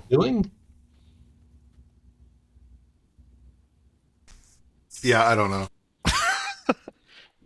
Well, I mean, the way the amendment reads is that it obviously this language was not in there before, because they're inserting proposed language that any member of the committee. Yeah, according to Robert's Rules of Order, this already should be the case. So this is putting it into the REO what's already in Robert's Rules of Order. That's what I understood, was that Roberts requires a minority. Yeah, I think this confuses something by trying to make it clear. Yep. Well, if it really is clarity, that's fantastic. Okay, we got a handful of overtures now. That's a lot of the GA stuff. We're through that. That's good. We got there's a few things we can cruise through here, I think, coming up. Well, maybe not these next handful, but we'll do boundaries and declarations in a little bit. So number 42 from Northern California directs the state clerk to restore the phrase at the end of BCO 29.1 as interpreted in these standards. So the rationale says that it was in there at some point and got omitted at another point and just needs to be put back. Could this have been an email if this is all true? Or was an overture required? I actually appreciate that they made it an overture, and here's why. Just because, and so CCB said we checked with Wayne Sparkman at the Historical Center, and we think this was just an omission and should just be added. It's a clerical adjustment, which, okay, fine. My argument is this: it was removed at some point. We don't have evidence showing why it was removed or when. But absence of evidence isn't evidence of absence. So since we don't know when or why or how it was removed, let's go through the full process to amend it back in on the assumption that it was amended out, rather than assume that it's just a clerical error and then we put it in accidentally or improperly. So I'm in favor of it, but let's fix it with the full strength of the Constitution rather than just kind of as this is just a clerical amendment. Well, I think the question will be whether this actually changes any of our ideas of practice here. Can you cite something as not in accord with the scriptures, but it's not interpreted in the standards anywhere? I think that's going to be your sticking point there. Does this change so that there's fewer things that could be cited as an offense? That's my only question. I'd love somebody to answer that. Well, we have guys that have differences, right? And so they couldn't claim that a violation of their interpretation of scripture was a violation at this level, but this would require it to be a violation according to the standards and understanding of scripture. Does that track at all, or do I not make any sense? I think we just approved this. I just wonder if the larger catechism is that thorough to list everything in the Ten Commandments that can be considered a sin. The larger catechism? Yep. Seems pretty so to me. Have you ever read those things, man? I mean, that'll convict you of everything. What? Jared's never read the larger catechism? Oh, man. It's on my to-do list. I had an RPR report to read. And 90 I always overtures. feel sad when I get to that section of larger catechism. I'm like, man, I really stink. I think it's sufficient. Oh, Jared's trying to say the opposite of what I was illustrating, I think. Is that true? Did I go the opposite way? It's important. Just vote for it. Or it's not that important, but vote for it. That's okay. It doesn't change much, but it restores. It's a continuity issue. Let's look at 85. Adds, oh, man. I don't like 85 because it removes my favorite chapter of the Book of Church Order. I mean, it doesn't remove the chapter, but it changes the whole thing. So this is the one that takes objections out of chapter 45 and puts it into chapter 44 and then adds more underneath objections. Is that right? This is Northwest Georgia, isn't it? I don't have it notated. They don't actually add anything. They just move the stuff from one place to another, basically. What are they duplicating some language to fill in the rest of the objections chapter? Is that the way it goes? Something like that. Yeah. Guys, making jokes about BCO 44 and things being a violation of it is something that needs to be retained. I totally agree. Yeah. This is one of my Also favorite jokes. Issue. Yes, this is one of my favorite jokes, and it would just ruin it. Our past podcasts would make no sense if we amend. We would have to replace it. It would be so sad. Oh no. I'm usually for creating more content for Polity Matters, but in this instance, I care more about the retention of our jokes, our historic jokes. Don't vote for 85. Don't vote for 85. I will note that if we're going to vote for it, we need to rearrange things because it's not in logical order. But yeah, I would rather you just not vote for it. Agreed. 86 renames complaints to inquiries to reduce pejorative connotations. I have an inquiry, good sir. Basically, I would say I don't like this because if you just change that one word, all the content stays the same. You still have language that establishes the abrasive nature of a complaint. I mean, a complaint is a complaint. Like, changing the name to inquiry doesn't make it softer or more, it's not more approachable. It's still the same thing. And I think it also changes complainants to what is it, inquirists or... Inquirers, that's its right. Inquisitionists? I don't know which one's better. Nobody expects the Presbyterian Inquisition. In my mind, the inquirer is worse because the inquirer is never going to inquire something like just for information. It's like a hostile inquiry. So the rationale, it says it wants to promote collegial and Christ-honoring interactions, but the overture, the language will still be retained. It's still an adversarial thing that's going on. I mean, it's not an agreeable thing to complain against an action of a court. You disagree. That's the nature of it. If you want to promote collegial interaction, teach people what the thing actually means. This is an absolute waste of time and space. There's no reason to change one word for Where no did this one actual come from substance. anyway? Guys, it came from pejorative. friends. We get no friends from an episode like this. Well, this one came from a session, and whose presbytery denied it. So this one wasn't going to see the light of day anyway. Oh, but it was Northwest Georgia though. They're sending This a whole bunch. discussion is pejorative. Can't believe it. Your mom's pejorative. All right. We're derailed. Sorry. Hour 6 has killed us. Sorry. I feel bad for the Overtures committee. It just came out. Overture 25 is a sort of a clerical issue. It just wants to restructure BCO 21.1 through 21.4 logical flow. I'm sort of ambivalent, but I like the idea of this being clearer if it actually is clearer by the change. I'm a big fan of this one. This is a section that gets used possibly more than any other section, and it could be much more clear. It's, again, assembling a horse by committee. You end up with something else entirely. This could be much more clear, reordered and rearranged. I think it's not quite perfect the way it's currently presented, so it need to be slightly amended, but I think it's a good idea. I'm here to kill it. Go for it. Here's the problem. It's good. I actually like how it looks, and I am a man who loves aesthetics. But there are 50 years of histories that would have to be amended, like past SJC decisions, past references to those citations. And so if you renumber and restructure things, all of those citations no longer make sense. And then you have to find a past version of the BCO. I mean, you may have to do that anyway, but even more so now. 31.2 means 31.2. If we restructure it and all those past, you lose that continuity. And so I prefer the elegance of the look, but past SJC decisions that reference these sections would need to be overhauled or rewritten or amended to reflect where they're actually located, I guess. That's my concern. You lose that connection between past decisions. But though I like it, I like how it looks. It looks a lot better, and I prefer it. I just wish we weren't 50 years old. If this were year 5, I'd be like, oh yeah, let's get this done. 23 wants to restructure and renumber BCO 14 for better organization and ease of reference. Scott, tell us why you hate this one too. It's the same thing. I mean, this is the same exact thing. I have the same opinion on both of these. I think, I like the elegance. They look great, and I initially was for them. But then thinking about the continuity between past decisions having to be more difficult to navigate. I mean, we do change the BCO quite a bit throughout the years, but think of commentaries. Think of Pear's commentary and Smith's commentary and every SJC decision. I mean, the references and reports, they would lose meaning if we do this change, though I wish we could. I really do. We should have had more foresight. No, I wish we did. Basically, we shouldn't have flippantly edited them and made them ugly. I don't necessarily disagree with Scott. I think it's work that's worth doing to make these sections more clear and more functional.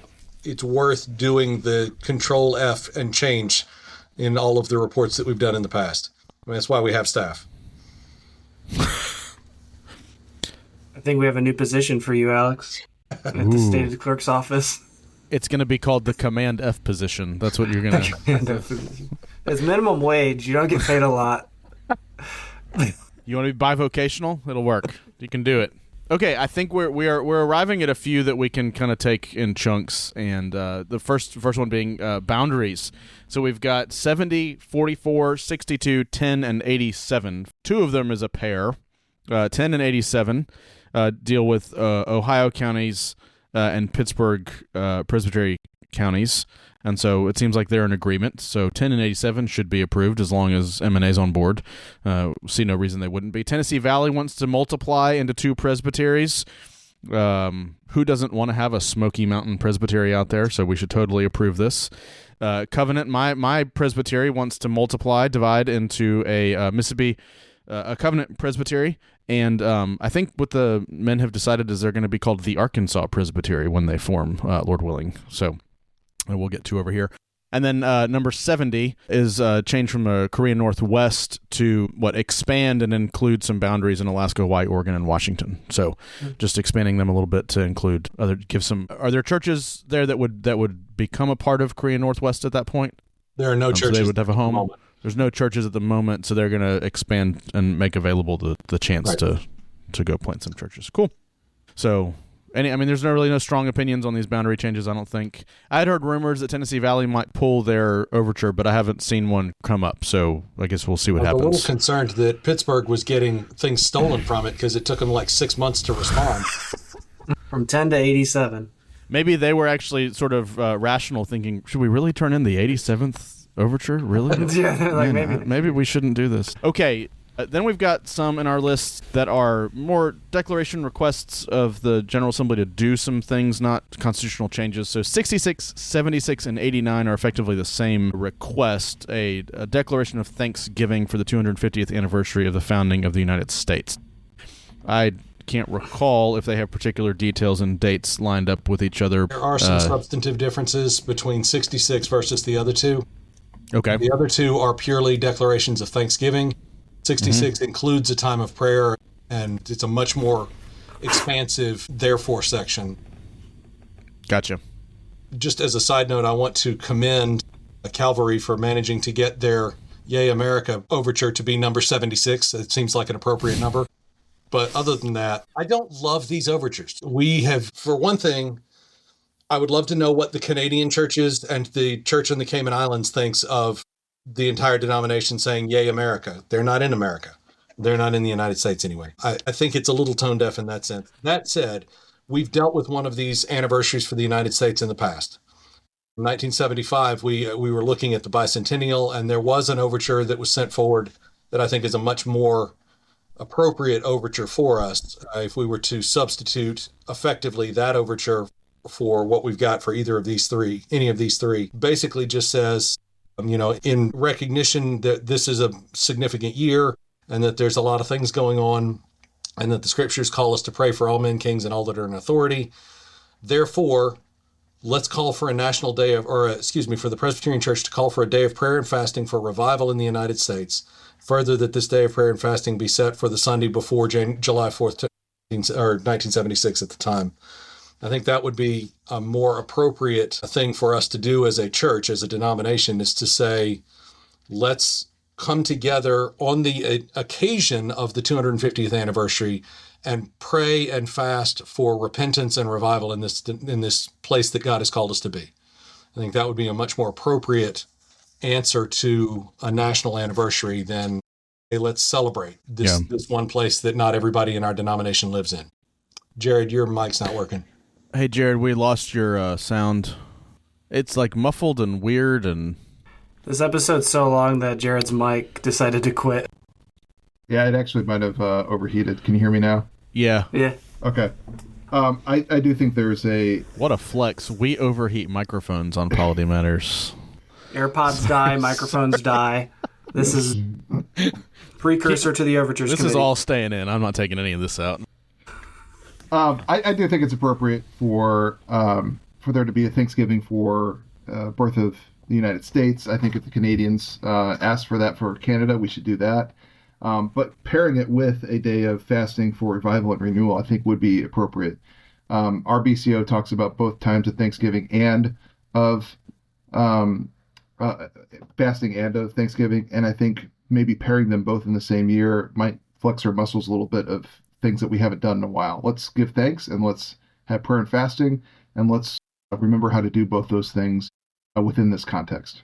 I think I'd be more amenable to that if what the overtures were asking for is a day of prayer of Thanksgiving, rather than let's publish on By Faith all of these wonderful things that have happened in the United States. Great, let's have a day of prayer for prayer for both Thanksgiving and a call for revival. Great, let's do it. I think that's a great idea. I'm less enthused by the idea of publishing the greatness of the U.S. in our denominational organs. Well, here, let's it's not the next one that I had listed, but let's talk about 50 because it's connected to our current conversation. So Mississippi Valley is calling for a day of solemn day of fasting and prayer for revival and renewal in September. Let's see, it's been a little while, but what I recall, they say that to instruct the churches to do it, and it's just pick a day in September. Is that y'all? Okay, let me go find it. 50. Yep. I was recently asked by somebody in our congregation what would cause our church or presbytery to have a day of fasting and prayer. And I thought about it and the fact that we hadn't had one for 12 years that I've been in the church. And so I think this would be a great exercise. I think it's something we definitely need to do. Who could be against having a day of fasting and prayer for revival and renewal of the church? I mean, maybe if you had extreme old side people that didn't like praying for revival, but I think the PCA is largely an old school but new side denomination. We pray for revival, and this would be appropriate. Well, here, and let's keep going in the same vein. We'll circle back to 61. So overture number 4, ask for a docketed prayer of Thanksgiving at GA for adult professions of faith. This is good. This is great. Give glory to God and thank Him for working through the church. Yeah. This overture should have been an email. It's out of order. It's currently written because the assembly is being asked to do something before the assembly is convened. This should have been an email to interim coordinator, interim clerk vice to have him docket this. I'm entirely in favor of the time of prayer. Right. Let's do it. But this should have been an email or a public letter saying, hey, we think this would be a great idea. Mr. Bice, would you please make this happen? Maybe this can be changed in Overtures Committee. maybe deal with this early and say, can this be a communication to the moderator suggestion? Yeah. The problem is after we set the docket, to amend the docket is a lot of work. Yeah. Like, it's not just a simple, like, hey, we're moving this unilaterally. Like, it takes a few more resources to change the docket of the assembly. So my hope is that John Weiss will note that this is here and say, yeah, that's a good idea. Let me go ahead and do that just on his own and make this a moot point. Because yeah, I think we already approved the docket as the AC. And I don't think we included this in the docket. Oh, Scott. You can do stuff that's not in the docket by prayer. Yeah. I mean, you can just do it. You just It's you not- just do Yeah, things. you're right. Remember, You're this right. is You're right about 2026. that. You can just do things. People pray a lot at GA, and that's not always docketed. So, yeah, you're right about that. Let's talk about 61.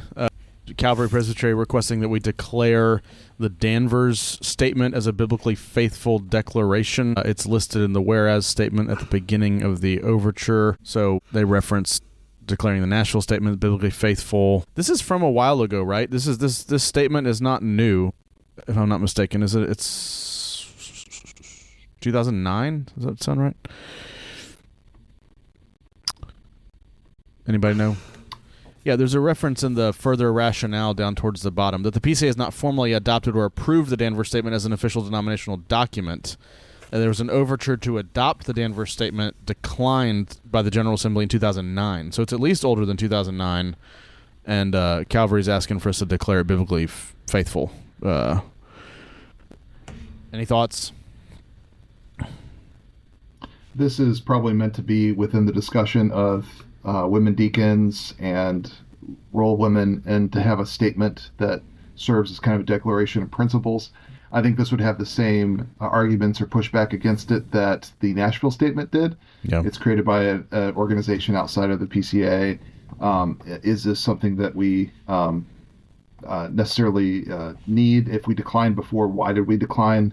I think that would have to be something that would be answered. So this may be something where it's like, we're not going to necessarily do anything about the whole question of women and their roles other than have a statement. This might be like a fallback position for some people that want to do something. They'll at least have this. I think that's kind of the mentality. My guess is it passes, but is not unanimous.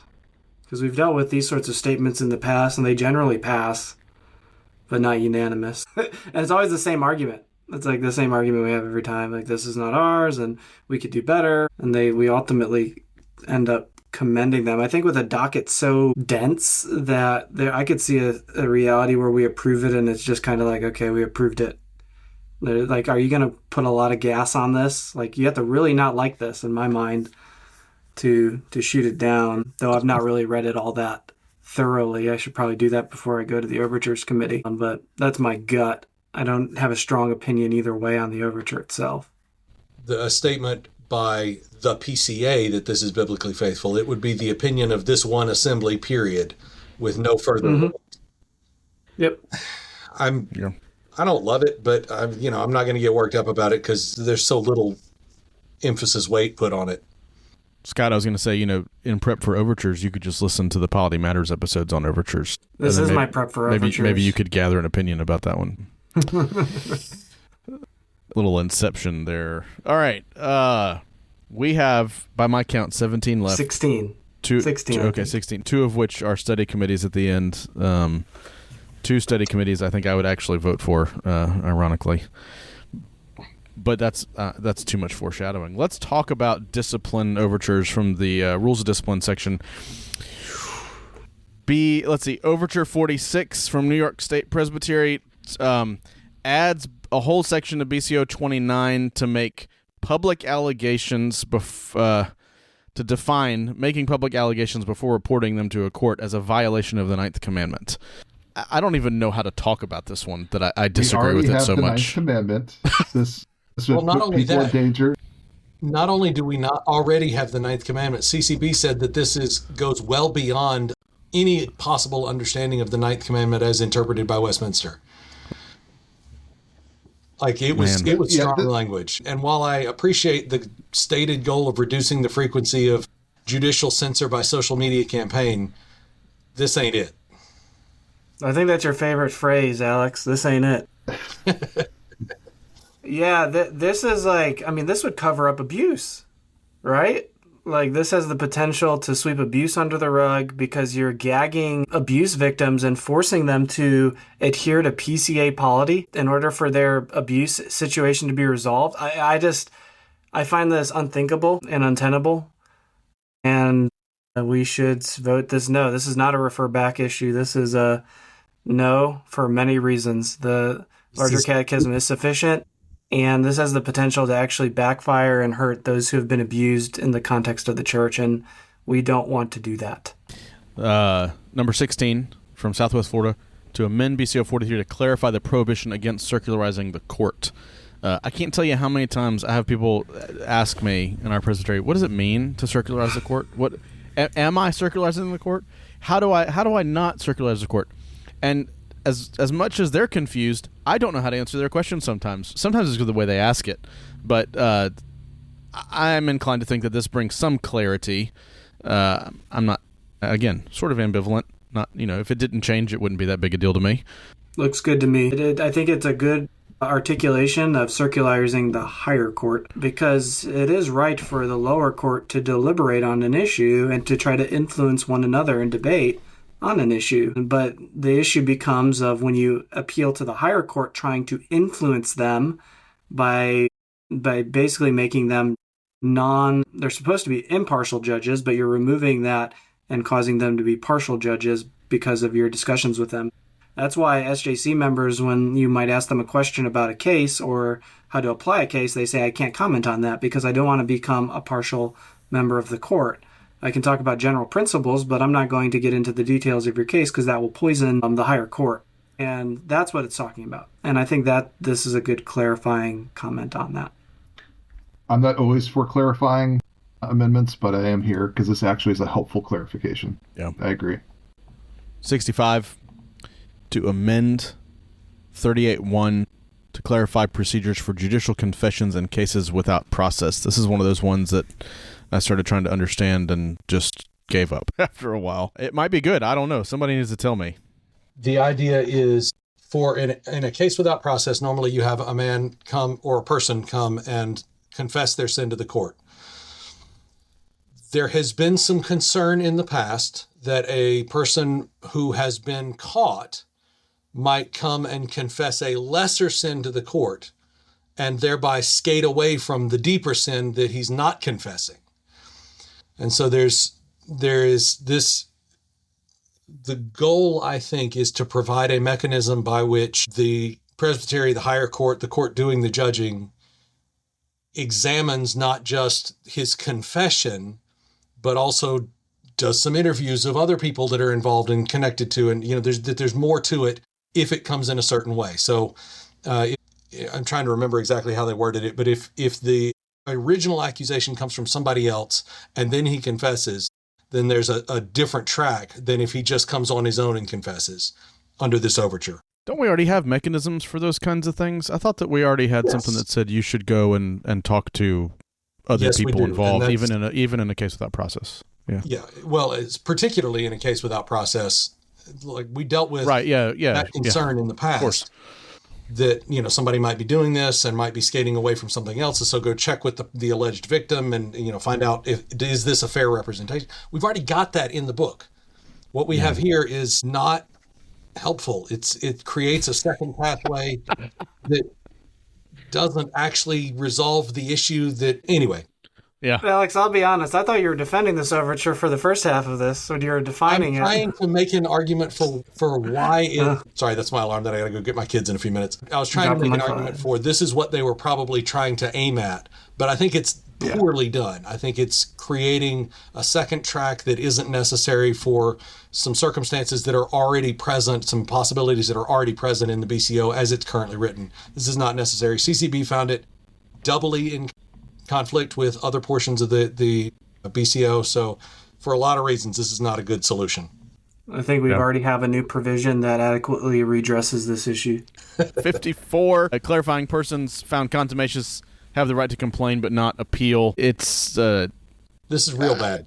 Yeah, we don't need it. right? I mean, we don't need it. Like, Here's what? the thing. If it refers to any finding of contumacy, then it's in conflict with what's already there. Because if you are Right. found contumacious by trial, then you have the right of appeal. Yep. If you're found contumacious by declaration because you're refusing to participate, then you already don't have the right to appeal because you didn't submit to a trial. This is unnecessary. Man, Alex Ford, ladies and gentlemen, here. Let's keep cruising. I love this. He's ready to go. Number Overture 3. Is that where we are? Yeah. 35. 35? Did we just do 3? Nope, Yeah. we haven't done 3 yet. No, Oh, we're we on 3. haven't? Yeah, requiring specific procedures and hearings before dismissing judicial charges from New York State. If one of y'all has thoughts, go ahead and give them. I'm pulling my notes up. Generally, I think it's a good idea. I think there needs to be one amendment so that no charge within an indictment shall be dismissed in response to such an objection without a hearing of the court. Because right now, a prosecutor has the right to just remove some allegations, some charges, if he doesn't think he can prove them. And that's just on his own cognizance. This would prevent that and require him go to before the court and say, I'd like to remove this, court. Could you please approve that? Whereas I think what's aimed at here is if there's an objection raised, then we have to actually have a meeting of the court. Scott, tell us about 35. 35, I'm the author of it. It's simply to ensure the right to a speedy trial and not to make the process the punishment. And so with our new revisions where men can be administratively suspended from their position if a court case goes on for a year or two, and there have been examples of a court taking over a year to even file an indictment, that man can be out of a year's worth of salary or have charges loomed over him. It doesn't encourage justice for either the accused or the accuser. And so our overture is meant to remedy that. We have a revision coming with Howie Donahoe. I worked on it with him that simplifies it, that will drop charges at 90 days. And if there's an issue that those who are offended want to take up, they can file a 40-5 for the court failing to redress the issue, or 31 because the court failed to act. And so this is just meant to not allow for things to loom unnecessarily and to cause additional harm. My opinion is delayed justice is injustice, and our courts and they must work to the end of a speedy trial, in my opinion. And so this is for that end. Yeah. Can I ask a couple of questions, Scott? You may. So I like the general idea here. It seems like, and maybe the amendments that you're referring to will fix this, but when does the 60-day time begin? Is that at the point that a presumption of guilt is raised, or when the prosecutor is appointed, or some other marker? Again, usually you'd want those at the same meeting of the court, but if they don't happen for some reason at the same time, when is that raised? Second, what happens when a prosecutor is dismissed due to non-filing? Does the 60-day clock reset, or does the new prosecutor only have 30 days based on that 90-day timeline? How does that work? Yeah, so the new amendment just says that the prosecutor, once he's appointed, he has 90 days to submit an indictment. And if he fails to submit that indictment, the charges are dropped. And so then it goes back to square one. So you don't have, and so you can't have a guy administratively suspended for indefinite amount of time because there are no pending charges before him. But if there's a continued issue, say it's really egregious, then those who are offended or those that part of the court can file a 40-5 or 31-2 to remedy the issue that way. And so it kind of simplifies the amendment to no longer appointing new prosecutors. It's just you have 90 days to file an indictment. If you fail to file it within that 90-day period after the meeting of the court where the prosecutor is appointed, then the charges are dropped and you can use other constitutional means to address the issue. That's what Howie and I came up with. All right. That was a 35. 15. So Southwest Florida amending BCO 42, 43, seeking to clarify a 30-day filing deadline. This one's confusing to me because they're replacing the phrase shall be deemed to have occurred with the phrase occurs. Do those not mean basically the same thing? Can I get an interpreter I here? think the bigger change is earlier than that language change where it says up in 44 where it says within 30 days of written notification of the last court's you're right. decision. Yeah. So I missed it because it's only one word. Yeah. I think that's the bigger and more significant change, that it gives very clear specification. This is how that has to happen. The other one is could take or leave, that shall be deemed to have occurred versus occurred. Okay, fine, whatever. It's funny that we're going to digital with some overtures and then going to paper with other overtures. I don't think written necessarily requires paper. I think it requires not verbal. Okay. So like an email? Yeah, so the court could write an email and send that, and that would qualify as a written notice versus, okay, well, the court met, and now I'm going to have this conversation with you at some point in the future. I'm going to give you a call, and I'll tell you this is what happened. And maybe it's unclear as far as how that would line up, whereas a written notice, even an email, has a timestamp on it, and here's what it is. See, I guess I'm missing the connecting point, though, because looking at 42.4 in their overture, so written notice of appeal with supporting reasons shall be filed by the appellant with both the clerk of the lower court and the clerk of the higher court within 30 days of written notification of the last court's decision. And then it defines notification of the last court's decision as the mailing of these written things, hand delivery or email or facsimile. I don't know. I guess is it not already having to deal with written notifications? I'd say so. Is it just trying to clarify? Because I don't know. I think that's kind of unnecessary. It doesn't really change anything in my mind. I think the processes are already clear. I don't know if the word written or not written is the most important. I don't think it really changed. Well, in my opinion, it won't change anything in the PCA and how it functions. I don't know. It's just personally my gut on it. I think that this goes well also with 75. Right? Like they're kind of paired together. Maybe 150 people will pull 15 out of the omnibus and we can discuss it on the floor. if we have time to discuss it. Let's keep going. 29, a distinction between verbal and written notice of appeal in 42. Again, some of these ROD ones, I just kind of... Anybody got thoughts? Are we all dead? Or we've reached the end, haven't we? We're not going to make it. This may come from a real debate that RPR will be talking about, so I'll report back to you the difference between an oral and a written notice of appeal. And so this would clarify some of that would be helpful. Yes. Yeah, I think I have in my notes that I took a while ago, I've got that I like this one. I think I thought we could amend it a little bit. It seems like they're introducing a probably already logically there, but a clear distinction between notice of intent to appeal versus the actual appeal itself. Yeah. And so if at the end of a trial I'm found guilty and I say, court, I'm going to appeal this, I'm notifying them of my intent, which would have the effect of suspending the judgment. But then if I don't actually submit an appeal, that suspension should run out at a certain time. If I do submit an appeal in a timely fashion, then that suspension continues until the appeal is adjudicated. Yeah, I think that's the big clarification here is the difference between giving notice of an appeal and the actual appeal and filing it. There are two different things, and I think that's what Overture 75 is seeking to address as well. I kind of like the ability for someone to orally give notice. I think we shouldn't discourage that. It helps the court as the clerk. It helps the clerk to know if someone intends to file an appeal because that means I should prepare my documents accordingly. And so the earlier that notice can be verbally given, the better, because that helps the clerk prepare. And it shouldn't have to be something that I have to wait 30 days in an email to get. If someone intends to appeal, I think the court is good to know that as soon as they can. But it is helpful to have the distinction. People need to know that saying you're going to appeal is different than actually appealing. Just like declaring bankruptcy is different in a statement rather than actually filing bankruptcy. I think it's also, my understanding at least, is that historically the appeal was not the written rationale for the appeal, but it was the actual discussion before the higher court. I am appealing to you, the higher court, to overturn this thing, and here's my rationale.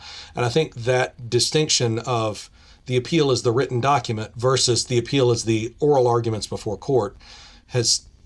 where culture has kind of shifted on that. And so we use the language a little differently than maybe it was originally written for. Part of the confusion here. So 27, matters of original jurisdiction surrounding General Assembly and presbyteries. We've dealt with this stuff a lot, haven't we? I mean, what's this one getting at? Let's see, 27. We've tried to deal with it a lot and so far not succeeded in any way. I think there are some rumblings that maybe there could be some sort of a tweaking with the numbers. We'll just see if there's a desire for that to say, because 34.1 doesn't work right now. There's just no way to make it functional. And so if you can make it functional, even if it has a high threshold number, it'd be better than it just not being functional right now. Yep.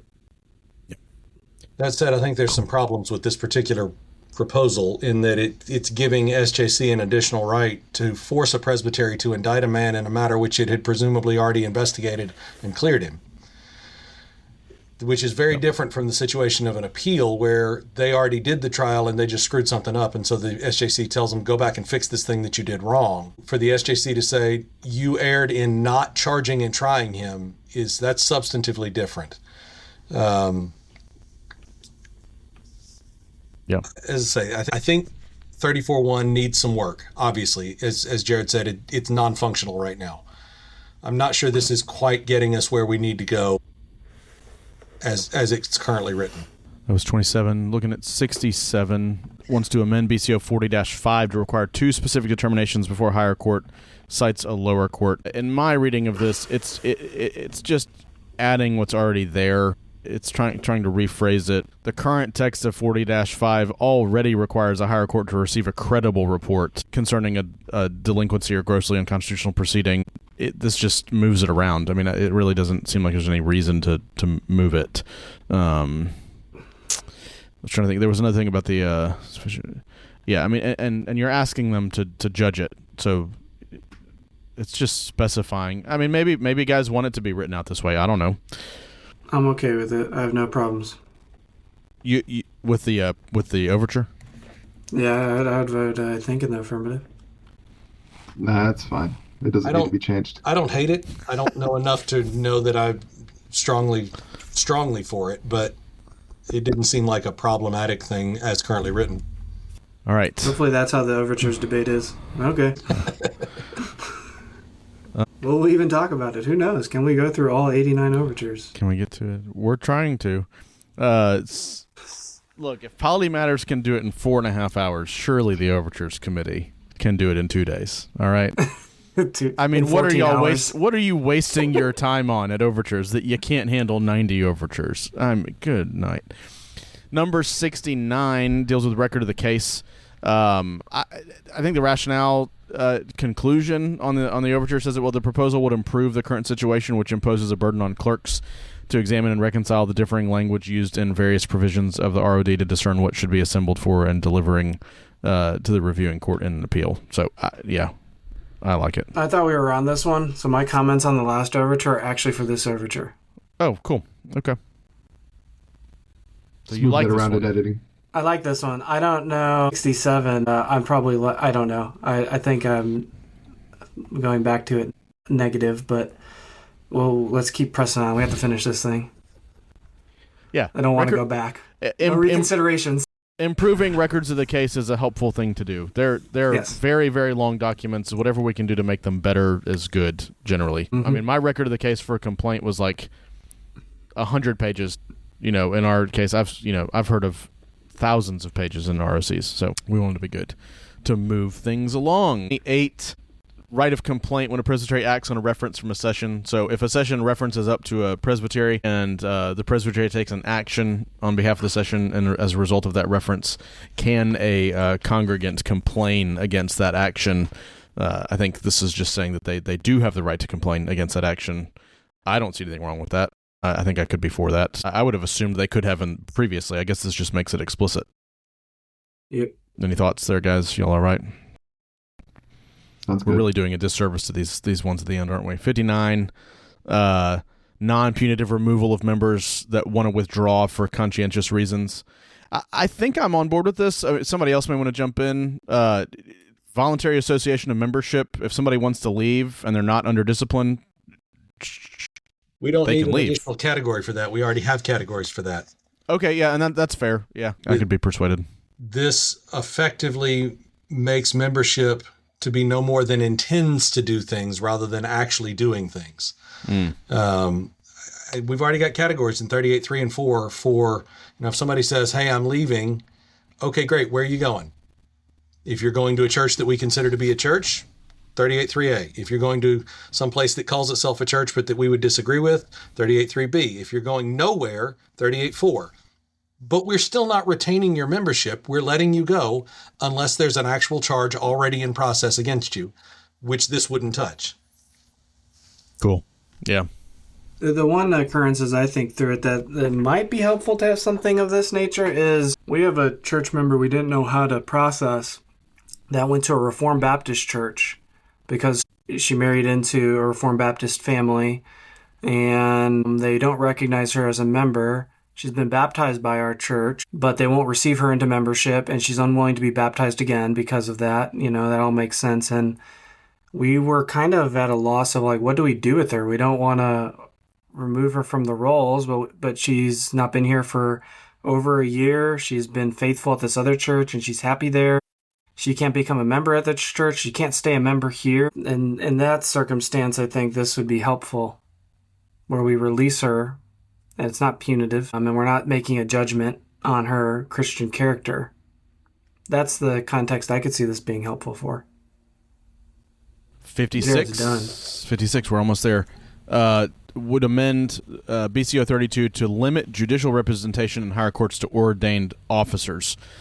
So my only argument here that I think I would vote against this would be if what about an appeal? If a church member is put on trial before his session and he has a trusted lay member represent him in the appeal, in the original case, and then he wants to appeal, he's got to change who he had helping him the whole time. And there's somebody's got to shift. They've got to come in. Mm-hmm. What do you do? You got to let that guy keep going up with him. You can't limit that. Yeah, I agree. We just expanded these rights.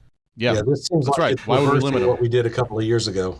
That's right. Yeah. All right. So those are all our matters of discipline that were proposed, and we've got two study committees. One is Overture 80, an ad interim study committee on critical theory and critical race theory, and then there's one that was referred from last year's General Assembly from Pacific Northwest, a study committee on the ethical and theological implications of AI. While I make a principled point never to vote for study committees, I actually would vote for both of these if they came up, and I might not be hardcore on them, but I would be happy if we had these.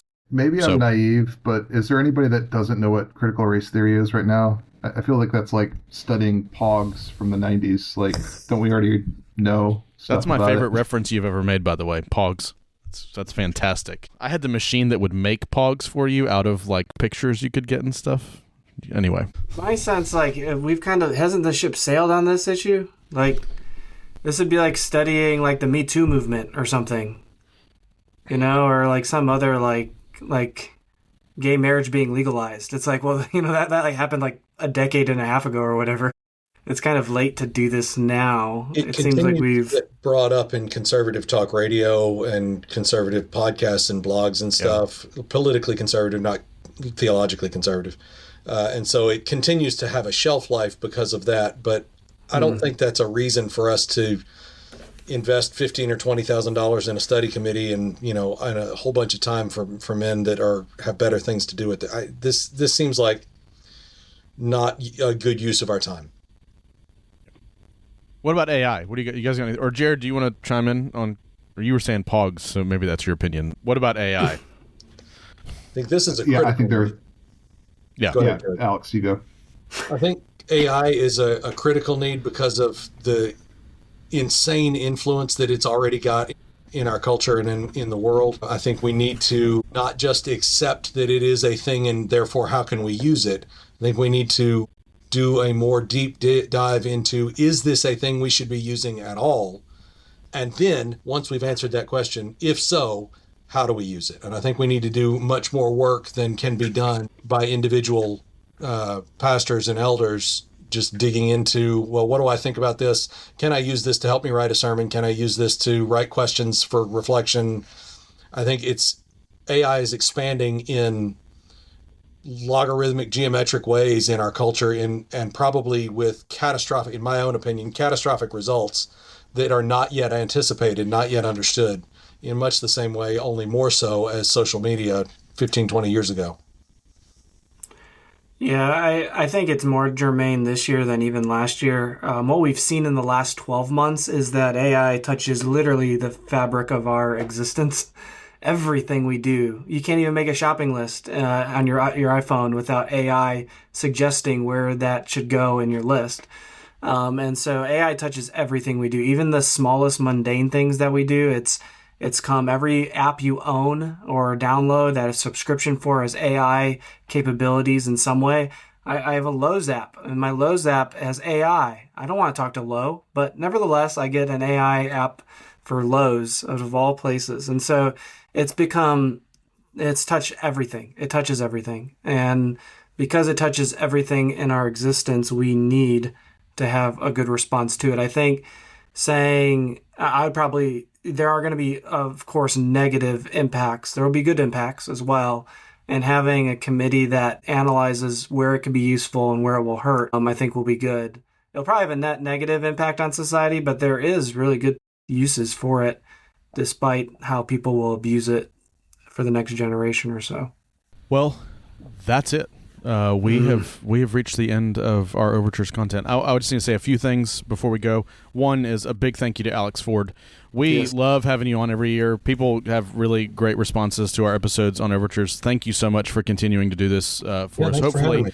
Hopefully we'll keep doing this in future years. The podcast might not go regularly every week for the next several years, but we'll definitely come back and do Overtures next year. So keep our text thread active so that in a year you can see those messages come through. Secondly, Jared and Scott, you guys are doing your document like you've always done. So there will be a doc on Overtures coming from those two guys. Is it? No, not coming. Yes. No, it's coming reluctantly, I think. Okay, so there will be your traditional document from Scott and Jared is coming. I'm going to publish my thoughts this year. I think for the first time. I don't know why I decided to pick the year where we had 90 overtures to do that, but that's what has happened, and I think I'm in it now. So we'll have links to those. Stay tuned. Don't know why you care what we think, but here we are. And let's see. GA's coming. We've got 2 study committees that are reporting to the 53rd General Assembly, and we will have interviews with members of those committees available prior to General Assembly. So this is kind of the first time we're saying it publicly, but we will be talking to those guys and are excited to hear what they've got to say. And you should watch for those reports, which should be out closer to the Assembly as well. And I think that's it. So as the 91st Overture should certainly say, this podcast is over. Thanks for joining us. Check out show notes for links, the chapter markers, all that stuff is available. Again, thanks to Alex for being with us. You guys should be following us, subscribed, all those things you know to do. Hit support and keep the lights on over here at Polity Matters. And I think that concludes everything. And I would just say, gentlemen, say goodbye. Goodbye. Bye. Bye. Y'all take care.